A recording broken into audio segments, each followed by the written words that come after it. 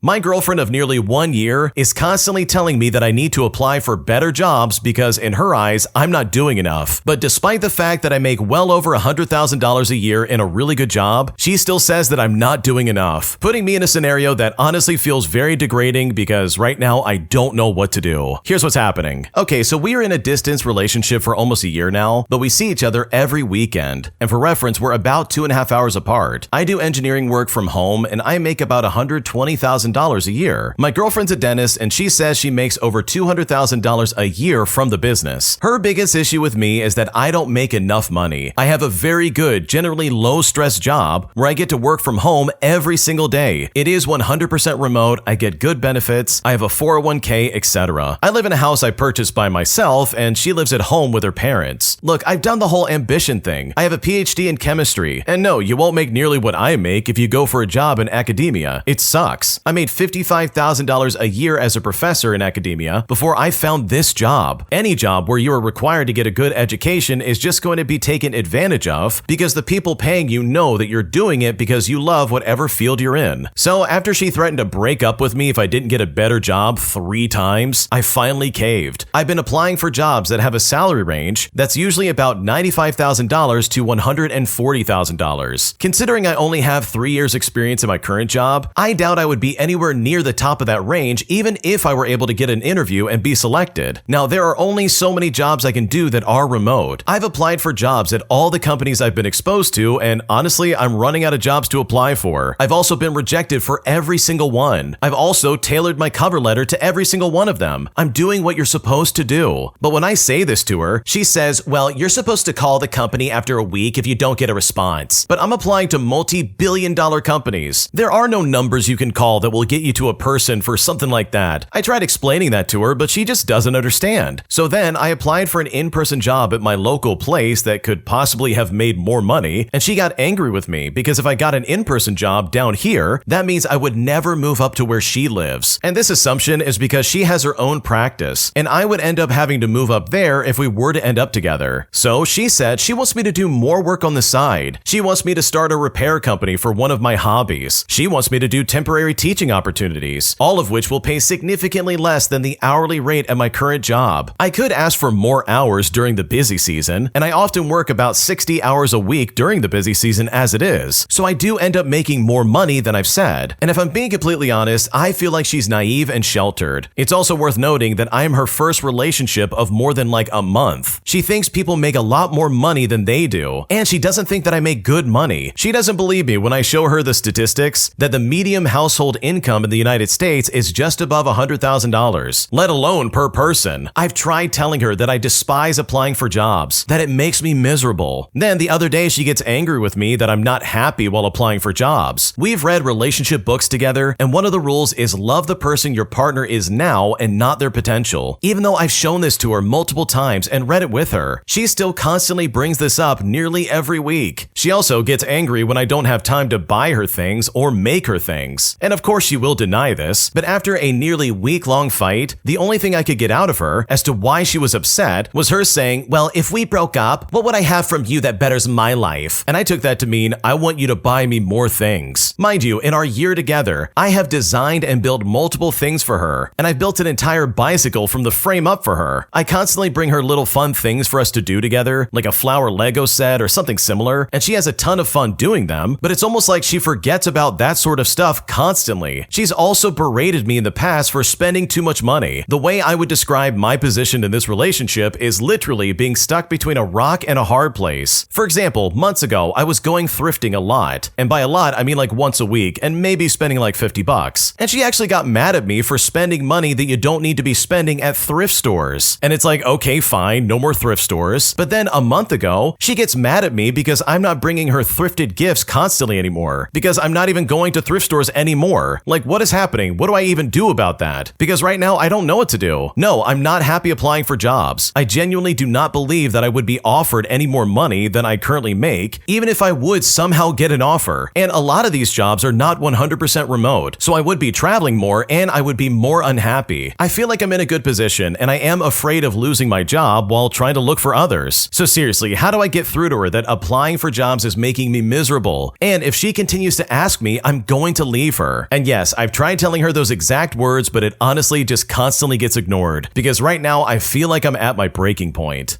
Okay, I cannot believe your girlfriend's acting like that, especially when you make over $100,000 a year. Like seriously, that's still not enough for this lady? I'm also doubting her saying, oh yeah, I make over $200,000 a year. You need to do more. You're not making enough. Like, I don't know, that seems a little sketchy in my opinion, and it kind of seems like she's completely full of it, especially because of like how blatant she seems to be talking about it. But more to the point, I think the way she's treating you is completely unacceptable and just completely manipulative. Like this really is super toxic if you think about it. Because, dude, making over $100,000 a year is a very good income, especially in today's economy, dude. Like, some people dream about making that much money. Holy crap. And here she is sitting there acting like you're not doing enough. Like, what? You're doing plenty. You literally went to school and got a PhD. And the amount you're making is like the upper edge of like the salary range you would normally make. So for your girlfriend to be acting like you need to do more and also acting like you need to buy her stuff all the time, that is not only super toxic, but also incredibly degrading. And in my opinion, I would happily find a new girlfriend who would appreciate my work instead of dealing with someone who clearly will never be satisfied. If you like Am I the Jerk, you're probably going to love Am I the Genius. Check it out, link down below in the description. Also, go to AmITheJerk.com/submit if you would like to submit your own stories. An entitled jerk walks into my store and tries to return $400 worth of fishing equipment after he had just used it for an entire fishing trip. And it was honestly mind-blowing explaining to this guy why we couldn't get him a refund. Because he said if he doesn't get a refund, he's gonna sue us for false advertising and for fraud. Because apparently he didn't catch a single fish during his entire trip. Here's what happened. So I work at an outdoor recreation store. We sell fishing gear with a 30-day return policy for unused items with tags attached. This man came in yesterday wanting to return $400 worth of fishing equipment. The rod, the reel, tackle box, lures, everything's still in a pile. Well, I started processing the return, but I noticed everything was wet and muddy. I then asked him if he had used this equipment, and he said yes. He said he used it for a weekend fishing trip. I then said to him, we can't accept returns on used items. But he said he didn't catch any fish, so the equipment is defective. I then explained that not catching fish doesn't mean the equipment's broken. Fishing success depends on many factors. But he said the equipment clearly doesn't work because he didn't catch anything. I then asked him, okay, did the rod break or did the reel malfunction? But he said no, they worked fine. He just didn't catch any fish. So I said to him, well then the equipment isn't defective. You just had an unsuccessful trip. He then demanded a refund, saying that we shouldn't be selling fishing gear that doesn't catch fish. But I said to him, well we do sell equipment, but we just don't guarantee that you'll catch anything. He then asked for a manager, and my manager explained the exact same thing. Not catching fish isn't a warranty issue. But the man said that this is false advertising because our fishing section shows pictures of fish. My manager said that those are illustrative and not a guarantee. The man said that he wants his $400 back or else he will sue for fraud. But we refused. He then left all the equipment on the counter and walked out saying that we can keep our broken junk, which marks probably the weirdest situation I've ever had in customer service, probably in my entire life. Okay, this is some crazy crap. You cannot be serious right now. This guy spent $400 on fishing equipment and then got pissed off he didn't catch anything. Like, bro, you literally don't need to spend that much money. Good lord. And for him to return all of that all muddy and wet and not even like attempt to clean it up or dry it off, like this guy's clearly an idiot. At least try to make it look brand new as if you didn't use it. So yeah, this guy's not the smartest person in the world, and the fact that he really thought he would get a refund for that is honestly hilarious.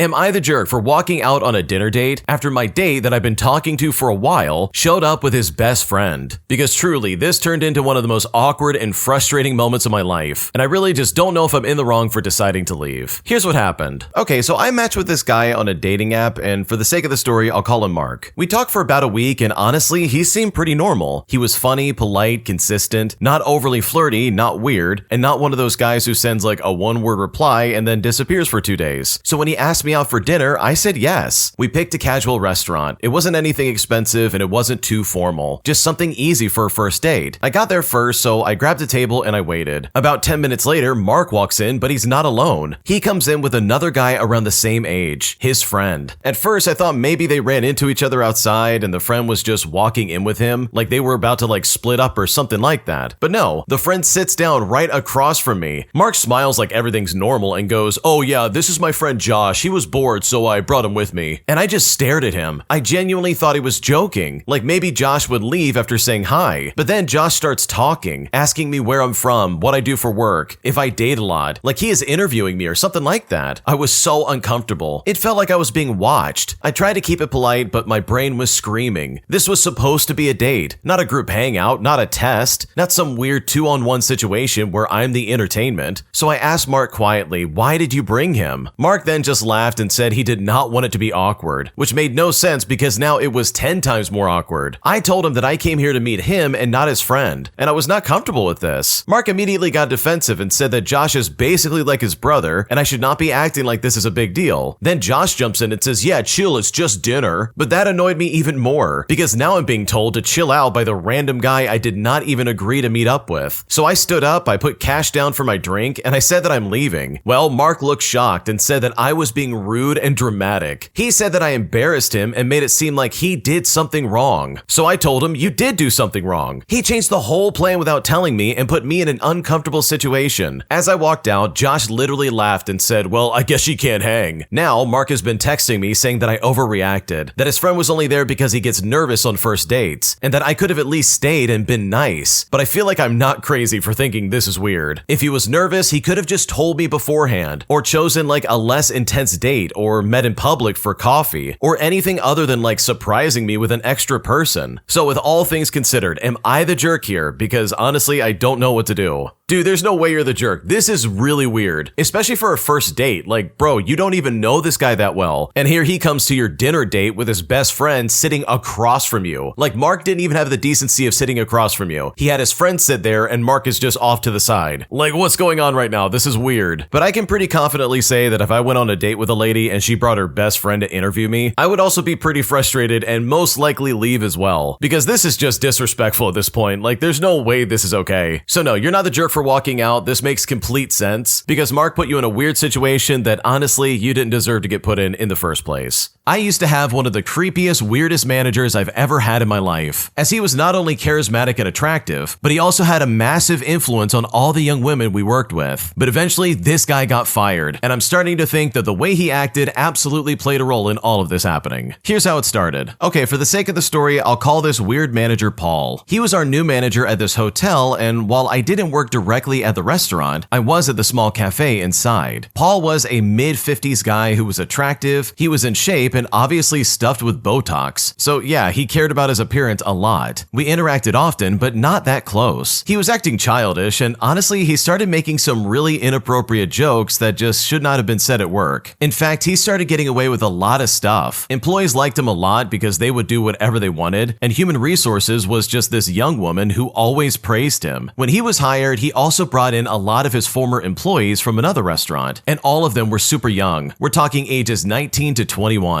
I had to work briefly with one of the employees he brought in, and she was around 20 years old. She started calling him creepy, and how he was acting weird at the previous job. And I'm not sure why she was saying that, especially when he got her the job, but eventually she ended up quitting. Then another 19-year-old would leave Paul heart notes on his desk and call him her favorite papa person and call herself Kitten. I knew who she was, but I was told our boss treated her like she was his own child. Then Paul was trying to promote hard this other young employee who went from being a hostess all the way to being a lead server, and then was an accountant with no experience. And lastly, he was close to the assistant manager who was in her early 20s. She would call him nicknames, and when he had a work meeting, he started making pregnancy jokes with a female manager. My coworkers were just laughing, but I really thought it was weird. But later on, he was fired and all these other girls quit the workplace. So it maybe makes me wonder, like, what was all of this about? Was it possible, like, favors on the side, if you know what I mean? It all seemed very weird and not normal in the slightest, and it's something I don't think I'm ever going to forget anytime soon.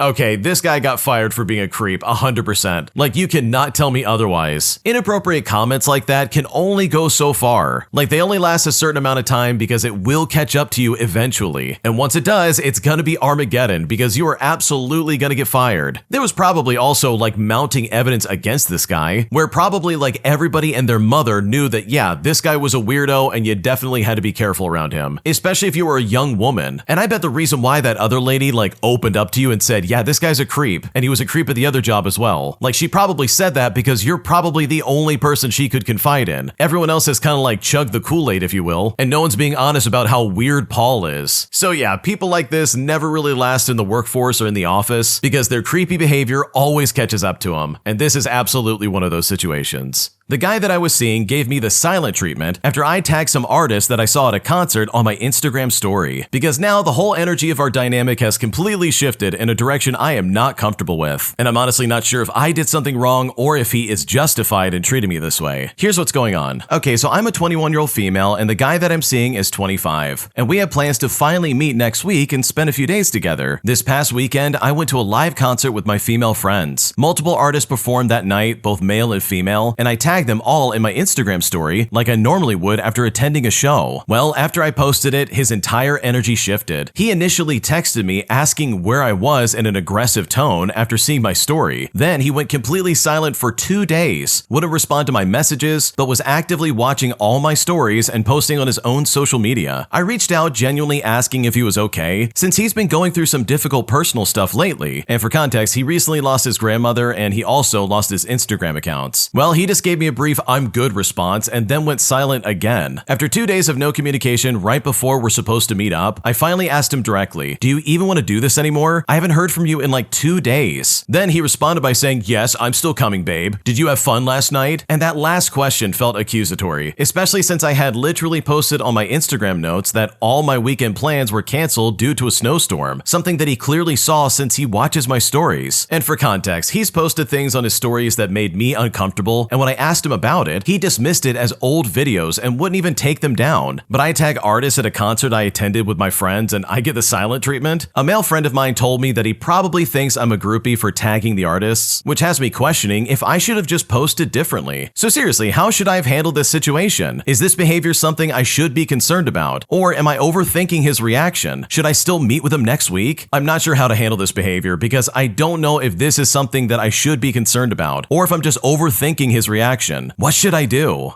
Okay, this guy's being weird and it just doesn't seem right in my opinion. Like truly, why would he be upset about you tagging any of the artists that you saw at a concert? That does seem like pretty normal behavior in my opinion. You're just showing that you were there and posting it online, which is a normal activity nowadays. So for this guy that you haven't even met yet, that you're literally just meeting for the first time to be like, "Oh yeah, I'm gonna give you the silent treatment," all because you went to a concert and you posted about it on Instagram. Like that is weird. That's already a big red flag in my opinion. So no, I don't think you're overreacting or the jerk for noticing this and saying something about it, because his questions definitely seemed accusatory. It seemed like he was trying to pin blame on you for something that you did or didn't do, and that is weird in my opinion, because you guys are not a couple yet, it sounds like. It seems like you guys have just been talking online for a little bit, and this would be the first time you meet up in person. So yeah, this was weird, and I would definitely take note of this because I don't think he should have acted this way, especially when it's so early into any kind of relationship. My boyfriend is buying a house, and he really wants me to pay for his mortgage. And all of this has really put me in a situation where I seriously at this point just don't know what to do, because I feel like this is all incredibly rushed and I just don't feel like I have a say in the matter at all. Here's what's going on. To start things off, I've been dating a guy for about 8 months now. He lives in another state and I work from home, so we get to see each other for over a week at a time every month. And we both make about the same yearly, which adds up to about $80,000 each. We are discussing currently the timelines for me moving to him, which will be in a few months from now. And he's also simultaneously looking at houses to buy. Now, I would rather have us rent something reasonable until we're ready to get married and then buy a house together. I currently live alone in a nice apartment and I don't have the financial need to have roommates. I'm at a point in my life where I can prioritize my comforts while being financially sound, and I would prefer to continue doing so. I work from home and I've got dog ownership, which also makes the housing situation a priority. Now, with him buying a house, this is not something he's planned far ahead. About 4 months ago, he started thinking about it, but he's getting help for a down payment and not putting more than 4% down. He's looking at 3-bedroom houses in suburban areas for around $350,000, and his current roommate is planning to move into the house and rent a room. Now, I would move in and share a bedroom with my boyfriend, splitting the remainder of the mortgage. And this is the agreement we had at the beginning. Well, today he brought up that he would have another man, his friend that I don't know, living in the house to lower the living cost. This guy would live in the basement and would supposedly keep to himself for the most part. The cost savings for me and my boyfriend would be about $400 a month each. And I made it clear that this is not worth it to me, as I do not want to live with another person that I hardly know. But my boyfriend said that I either get on board or I'd need to